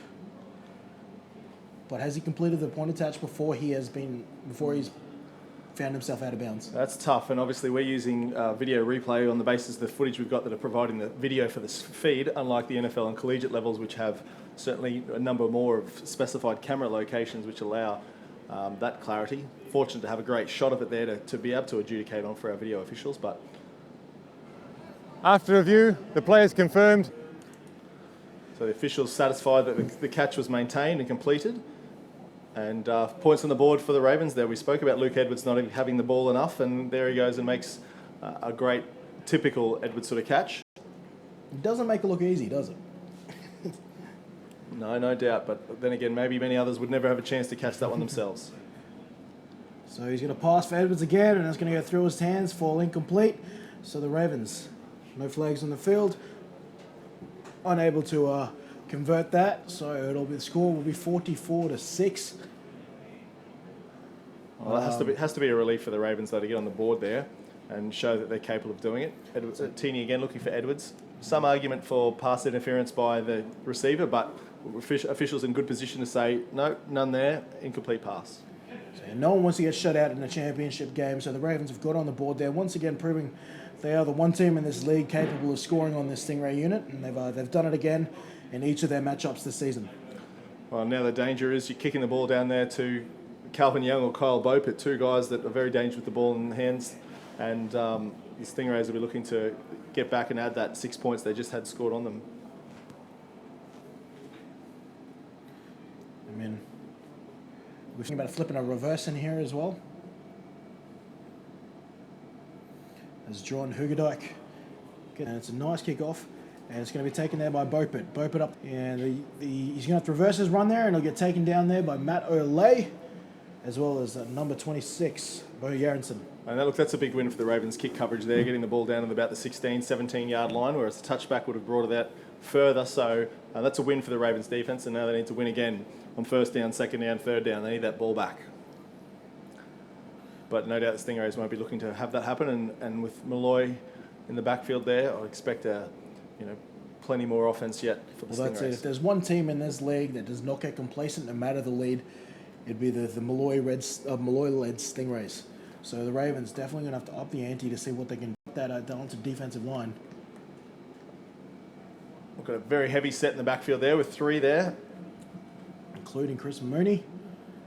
And it's a gain of about maybe 3 yards. Well, do you think that the Stingrays might move to this more heavy set now as they choose to chain out this clock? Oh, look, I think that they're going to look for flexibility and versatility there to keep the Ravens unable to settle into any sort of rhythm. But no doubt with a heavy set at the moment, with Taylor running behind the big lead blockers and an offensive line that's just done an outstanding job today, they're not keen to give the ball back over to the Ravens anytime soon. Once again, Mooney in the backfield gives it to Taylor. Play action pass, Malloy. He's going to take it himself by design. He's going to turn it upfield.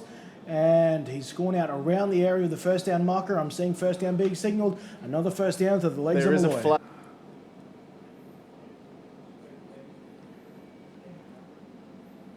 I'm trying to figure out where this hold could have been. Holding. To the play action. Offense. Probably the Number right 65. tackle or tight end on the 10-yard backside penalty. there. We might get a better angle Replay. from this Second one. down. Second and long. That's They'll it. really need to try and limit this opportunities here. We'll see what sort of set the Stingrays choose to adopt here on second and about 16. Well, that same heavy set. Matt Riles, the only wideout. And it's another play action pass, Malloy.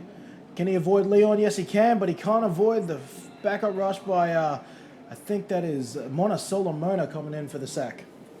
Well, Leon had the first shot of him there and slipped off, but with Alan Steinort and Mona Solomona, a pair of state players themselves, it was nowhere to go for Malloy, and the Ravens did a good job of bottling him up there. The Ravens D-line responding in kind after being challenged there by the Stingrays defensive line. Have been doing such a good job today. Back to a more conventional Ravens set that we've seen today in the 4-wide set. Taylor alongside Malloy in the gun. Riles, your near side receiver, but it's going to be a pass out too. It was to Napier, and it falls off his hands for an incomplete pass. Yeah, it looked like a screen being set up there, and the Stingrays are excellent blockers out wide, so but the incomplete pass there means it's fourth down, and a great job by the Ravens defense there, capitalising on the holding penalty and looking to get the ball back here. And again, that man, Luke Edwards, 38, ready to get the ball in his hands and see if he can make something special happen. As I said, he's a proven punt returner in his own right. He's returned not a whole lot for touchdowns, but a whole lot for deep returns. A couple kicks he did return for touchdowns were called back on penalties, so he does have the capability to take it back. Perkins, the kicking special on this team. No fake this time. He's going to genuinely punt it away. It's a good punt. Into the arm past the 40, and he'll take it out of bounds at about the Sting. Yeah, look, Edwards again, didn't wait for the ball to come down, took it above head and ran up the sideline there, ran out of room. But again, Ravens, good field position inside the 35-yard line, on about the 34 it looks. And if they're going to claw back towards that lead, they need again points this drive. One player we're talking about in this Stingrays D-line that is missing, and also one of their lead tacklers in this defense is Ryan Newton.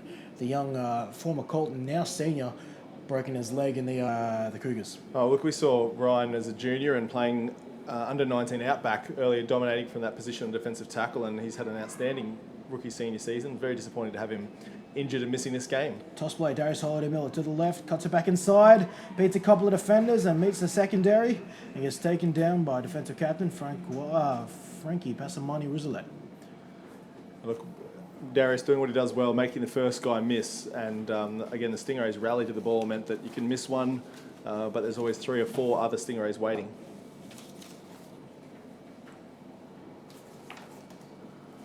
For the Ravens, gives them options as they go through their choices of run and pass.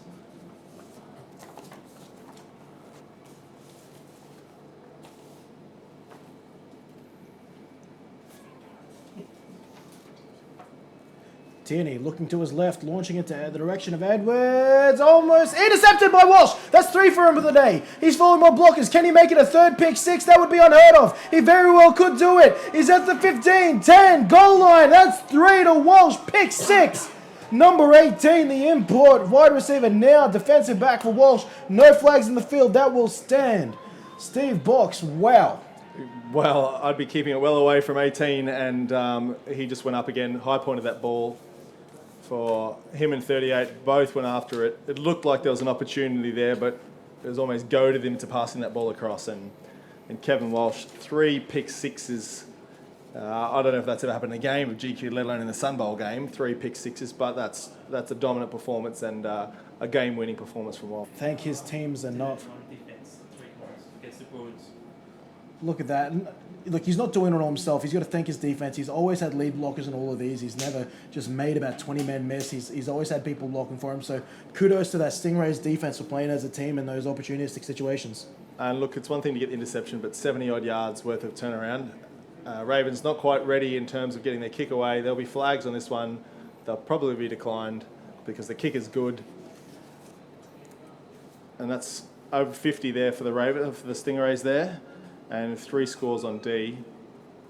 And statistically, I don't think you'll find a better defense over the course of a season than we have this year with the Stingrays.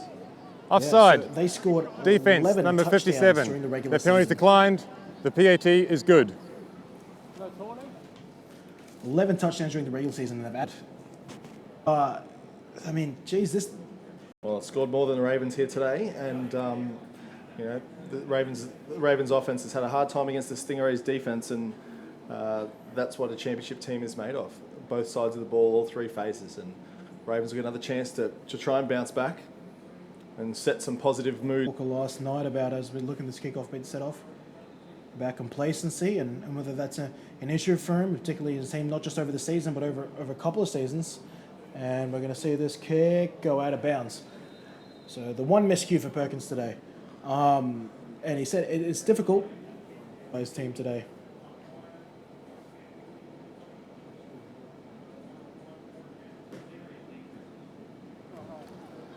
Illegal procedure. Kicking team, kickoff out of bounds, untouched. The ball will be placed on the 30-yard line.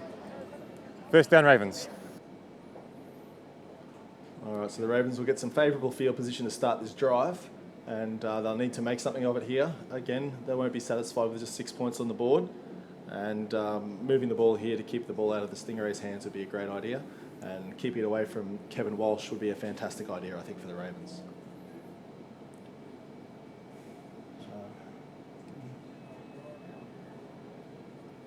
Tierney in the back now, trying to get this ball moving again. Holiday-Miller taking the carry up the middle, cuts it back inside, breaks some tackles, and I've got to admire the young man. He keeps running just as hard if he was up 50 in front or to where he's 51-6 down.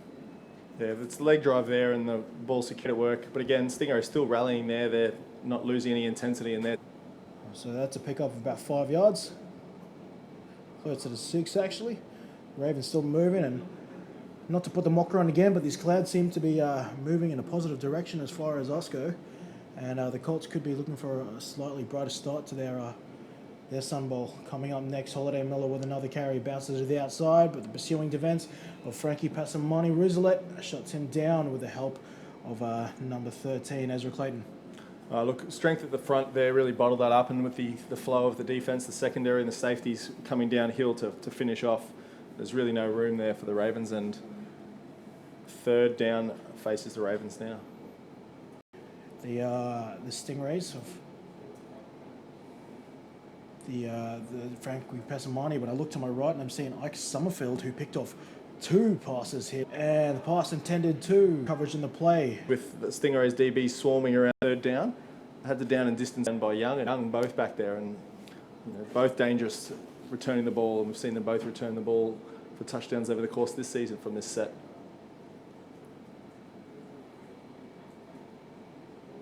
So, back deep return is Walsh, the man with 3 touchdowns to his name, none of which on offense. A lot about him. On his feet, looking for blocks, goes down the right-hand side. A big block there, not quite a block, but it's effective. And he's going to go up the right-hand side. Now he's going to cut back into midfield. He's still got people going downfield trying to block him. In pursuit is Bessie, and he takes him down, but a fantastic return there by number 7, the Australian outback cornerback Calvin Young.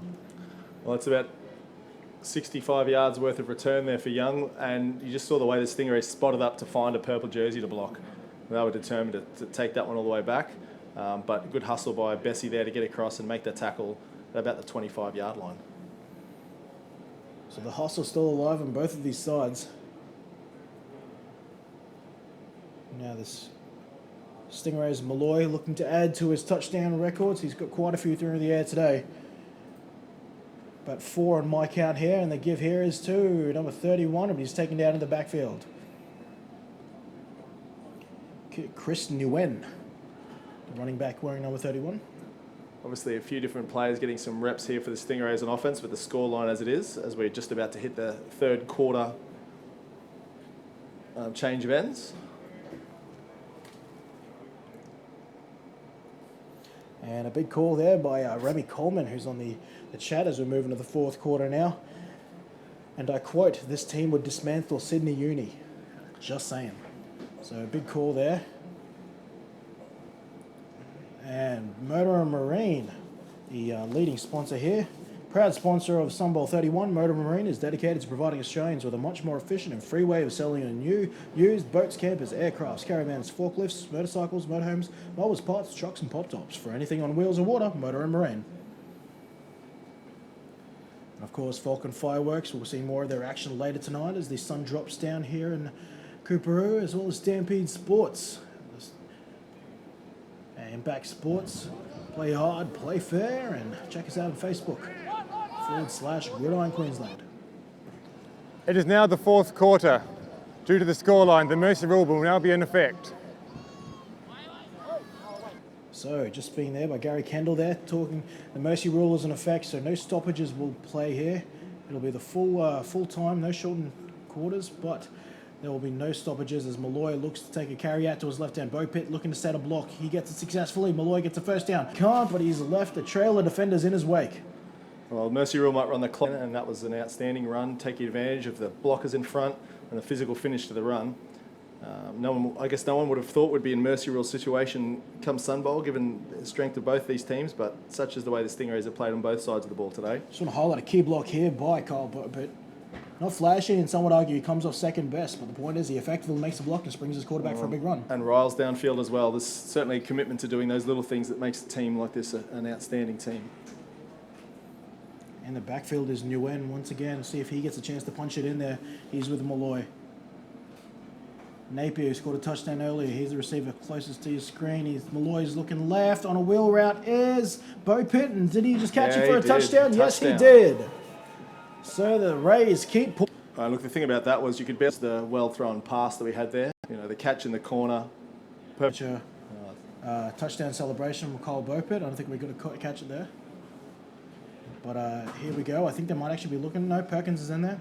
We tend to lead to 58-6.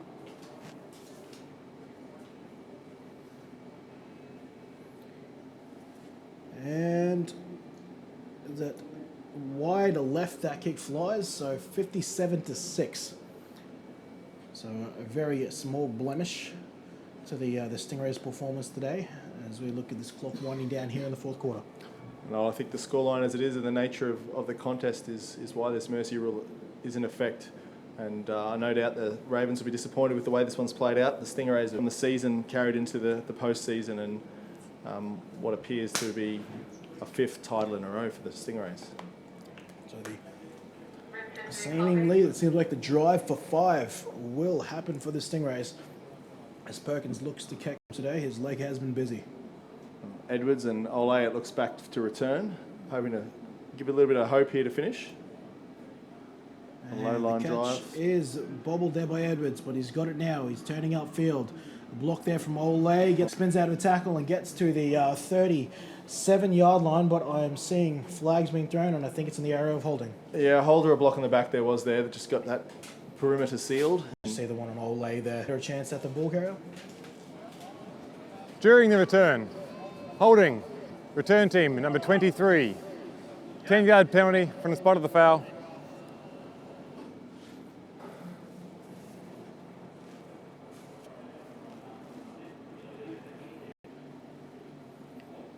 The Ravens back with the ball, waiting for the final spot. Looks like about the 10. So 80 yards to go. Of course, playing on a 90-yard field here to accommodate the posts being at the end within a rugby league field. Which we discussed in the women's game there, and how that's uniform all across Australia now. Holiday Miller still not done his... We've got a few yards there to be gained. Not much. Not 51 points worth, but nevertheless, important to be able to keep some positivity and yardage going here for the Ravens, who want to be able to, finish with some hope and some positive signs.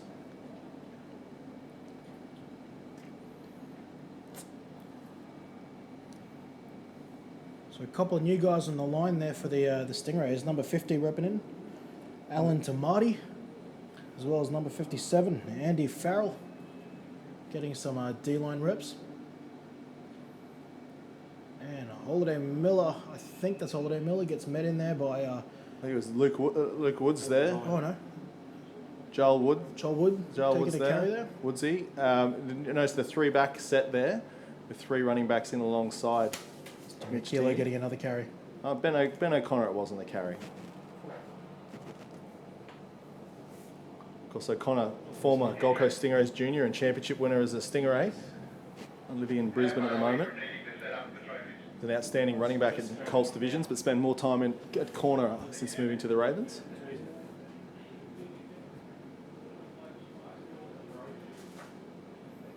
And once again, Ravens utilising that 3-man backfield there. Miller, but he's met by nothing but blue. No, that brings up 4th down.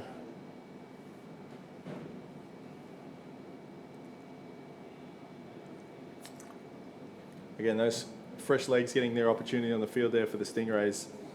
Just relentless in their pursuit. And Templar will kick from the start of his end zone. Walsh and Young back there for the kick, and that's... If he adds a 4th touchdown here via special teams, I think he'd be the highest scoring player to score so many touchdowns without scoring on offense. Well, certainly it's already been an outstanding contribution there. Timeout. Stingrays. That is their first of the half. Stingrays are going to take a timeout here. Just trying to get their personnel sorted out there ahead of that 4th down play. The up back is Walsh, the man we were talking about. Also, Calvin Young back deep to return, and he's proven his danger on the punt return unit.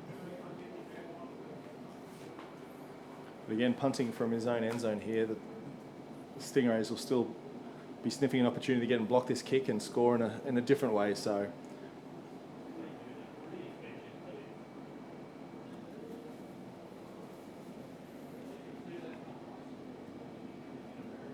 Over 5 minutes to play. 5 to punted.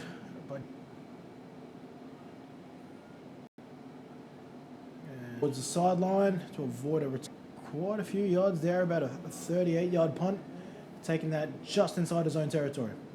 All right, so Stingrays will take over 43, and they'll be looking to keep that ball churning down towards another score. Malloy still there at quarterback, Riles, Napier, Prothero, and Beaupitt in the receiver set.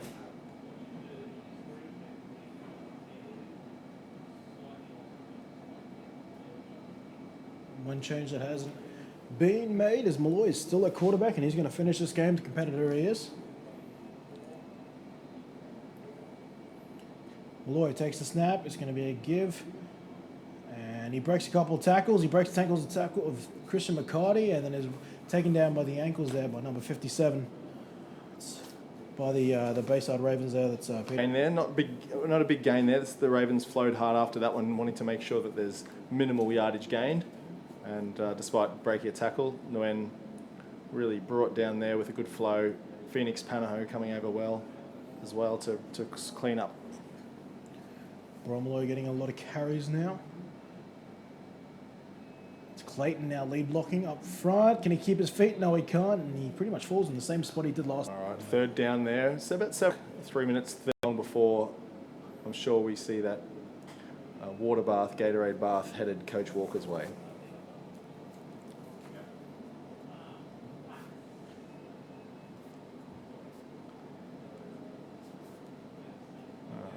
Four wide, Clayton at tight end.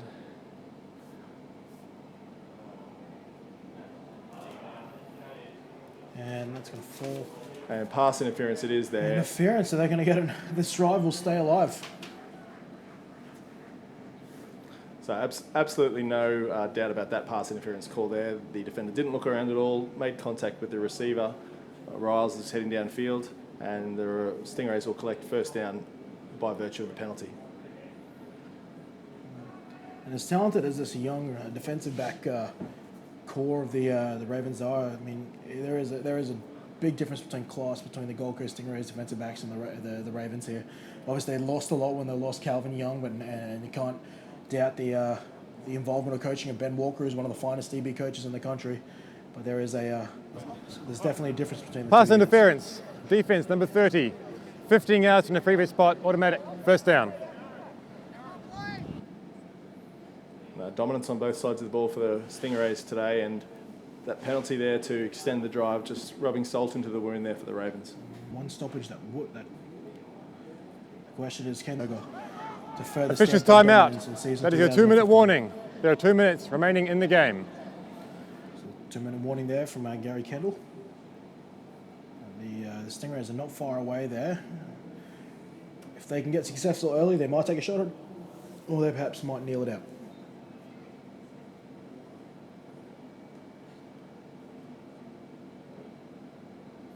And it's going to be a give to Romathus. And he turns it up the edge. He's got some speed. Can he turn it into a touchdown? No, he'll get taken down inside the 5 flags, coming late. It could well be the area of face mask on that carry by Bromolo there. We'll have to see. But a nice set of wheels up the sideline there from Bromolo. Good pass interference from a couple of players ago, which set them up with an opportunity to do that. Nice little change of pace back, Bromolo. Personal foul, grasping the face mask. Defense number 30. That foul when being forced half the distance to the goal from the end of the run. Automatic first down. And right on the money, Coach Box, the eagle eyes, calling the face mask there. And once again, that marches them closer, and that's going to move that ball very close to the goal line. Yeah, about 1st and 1.5, 1st and goal from the 1.5 yard line. Stingrays here. I'm sure on the ground here will be something to be punched in.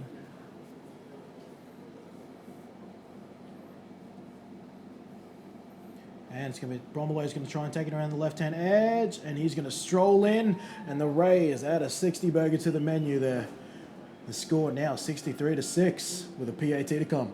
Bromolo untouched around the edge there. Ezra Clayton leading there, sealing the edge.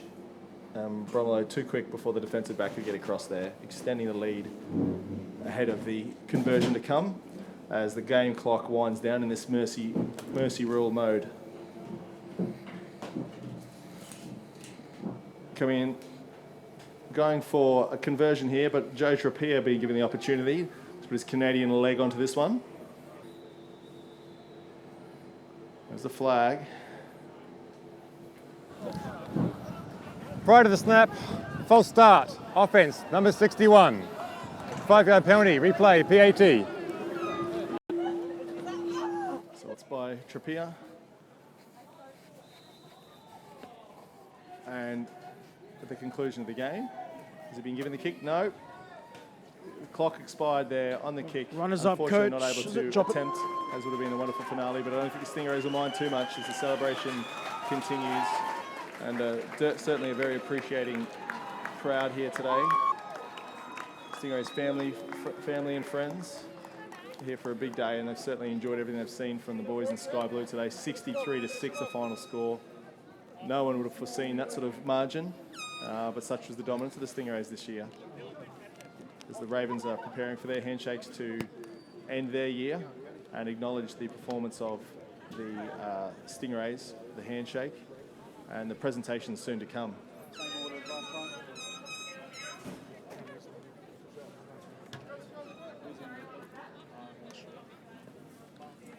All right, Motor and Marine have been proud to bring this game, sponsor of Sunbowl 31. Motor and Marine's dedicated to selling on new and used cars, boats, campers, aircrafts, caravans, forklifts, motorcycles, motorhomes, mowers, parts, trucks and pop-tops. For anything on wheels and water, Motor and Marine. Thank you to them for their sponsorship of today's game. The Vulcan Fireworks appreciate their effort in lighting up our day today. Stampede Sports, Ben Goff and the team responsible for the logos on the field coming through very well. Impact Sports, major sponsor of Gridiron Qld and Australia's premier supplier of shut football equipment. Play hard, play safe with Impact Sport Australia. Of course, if you're interested in getting involved in the season coming up next year, Gridiron Queensland's Facebook page, get on board that. Follow the progress of the state team, and of course the app, Gridiron Queensland's own app. Make sure you get on and subscribe. You see the handshakes. The Ravens gallant, but Stingrays far too good.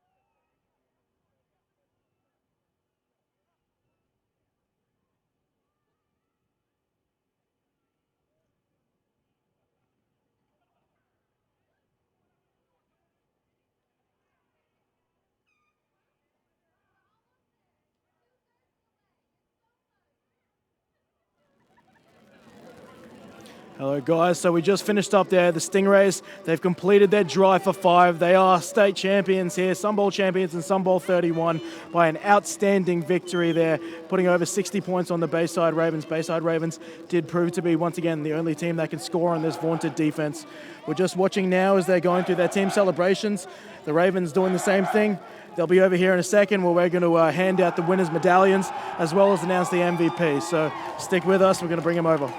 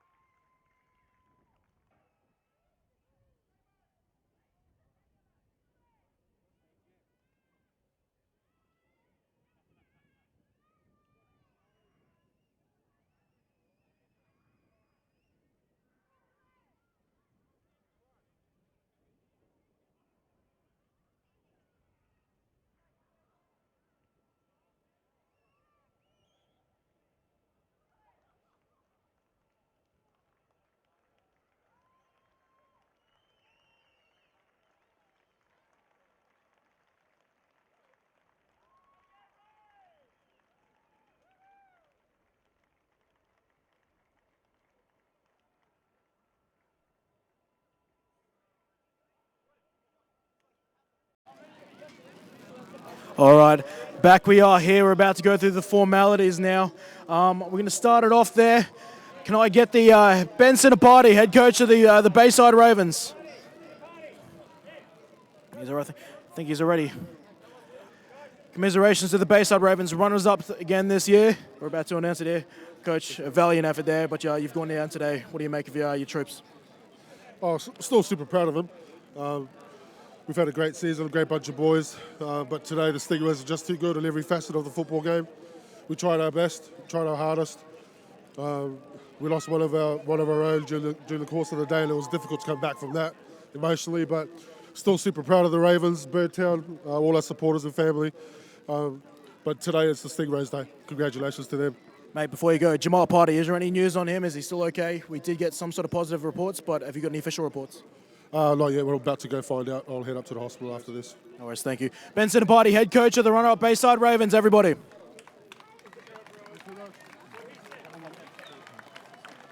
If I could get out the captains of the Gold Coast Stingrays to come up to accept the medallions for their teams. All right, guys, I'll start off. Damo Malloy, mate, 2 in a row. You've done 5 in a row now. You've done it at quarterback a couple of times now. You've proven to everyone you are not just a running quarterback. You're a quarterback who can drop back and pass. This wasn't just on me. This was the entire team. Work on and off the field, film sessions, time away from partners, families. Man, everyone put in on and off the field. Our goal from the end of the Sunbowl last year was this one here, and we delivered. Offensive line, massive props to them for today and the rest of the season. But Joe, mate, you've had one of the best defensive seasons collectively as a team, boasting possibly one of the greatest defenses this senior competition has seen. How do you feel finishing it off with a statement like that? Yeah, I mean, we set our goals high at the beginning of the year. We said we didn't want to have any points scored on us, and the only team to do that was the Ravens this year, so we had to tip our hats to them. They kept us in the film room, and they kept us busy. They gave us so many different combos. They got some of the best receivers and running backs in this country, so, you know, they kept us busy. But, yeah, we set the goals high. We had to accept anything better than perfection and a perfect season, and we delivered. So, you know, kudos to the boys behind us. A man who usually has a lot to said, Frankie Passamani, Roosevelt, final words. Honestly, there's a lot of work that comes behind the scenes. I would like to thank my girlfriend, Alex, my trainer, Landon, everybody else who did a lot of work for us. All the coaches, you guys have no idea what they got to do to prep us for a game like this, for a season like this. So, you know, we got to thank the Ravens for putting us, like Joe said, giving us everything that we had to do, you know, and this is it. We got 5 in a row. I don't think that's ever going to be repeated, you know. Wonderful. Guys, the captains, if you'd like to make your way and get your medallions here from President Gridiron Queensland, pass them out to the captains. And of course, yeah, it's an impressive effort there, 60 points. And also just one of the few teams to put up impressive effort by them. Next award is the most valuable play here for this game, and it shouldn't be any. There was a man who scored 3 intercept returns for touchdowns. That's impressive in a game, let alone a Sunbowl. Kevin Walsh, defensive back, your MVP 2015. Mate, it was a hell of a performance there.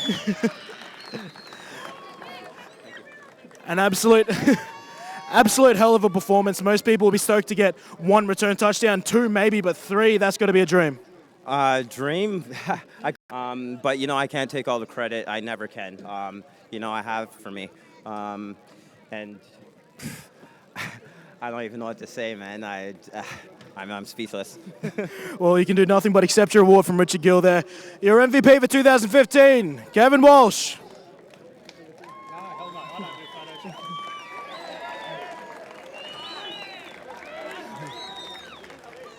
All right, and obviously, one final award to be handed out, which is the silverware there, and it's going to be awarded to their coach, Ben Walker. Can I get you to the front and center, mate? And to make it official, your 2015 Sunbowl Championships, led by head coach Ben Walker, your Sunbowl champions, Gold Coast Stingrays.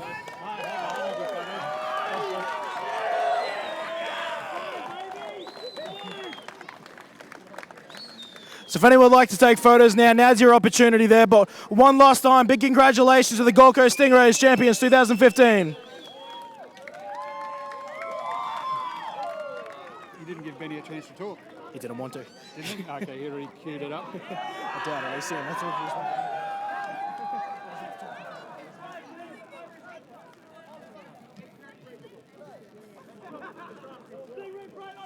One, two,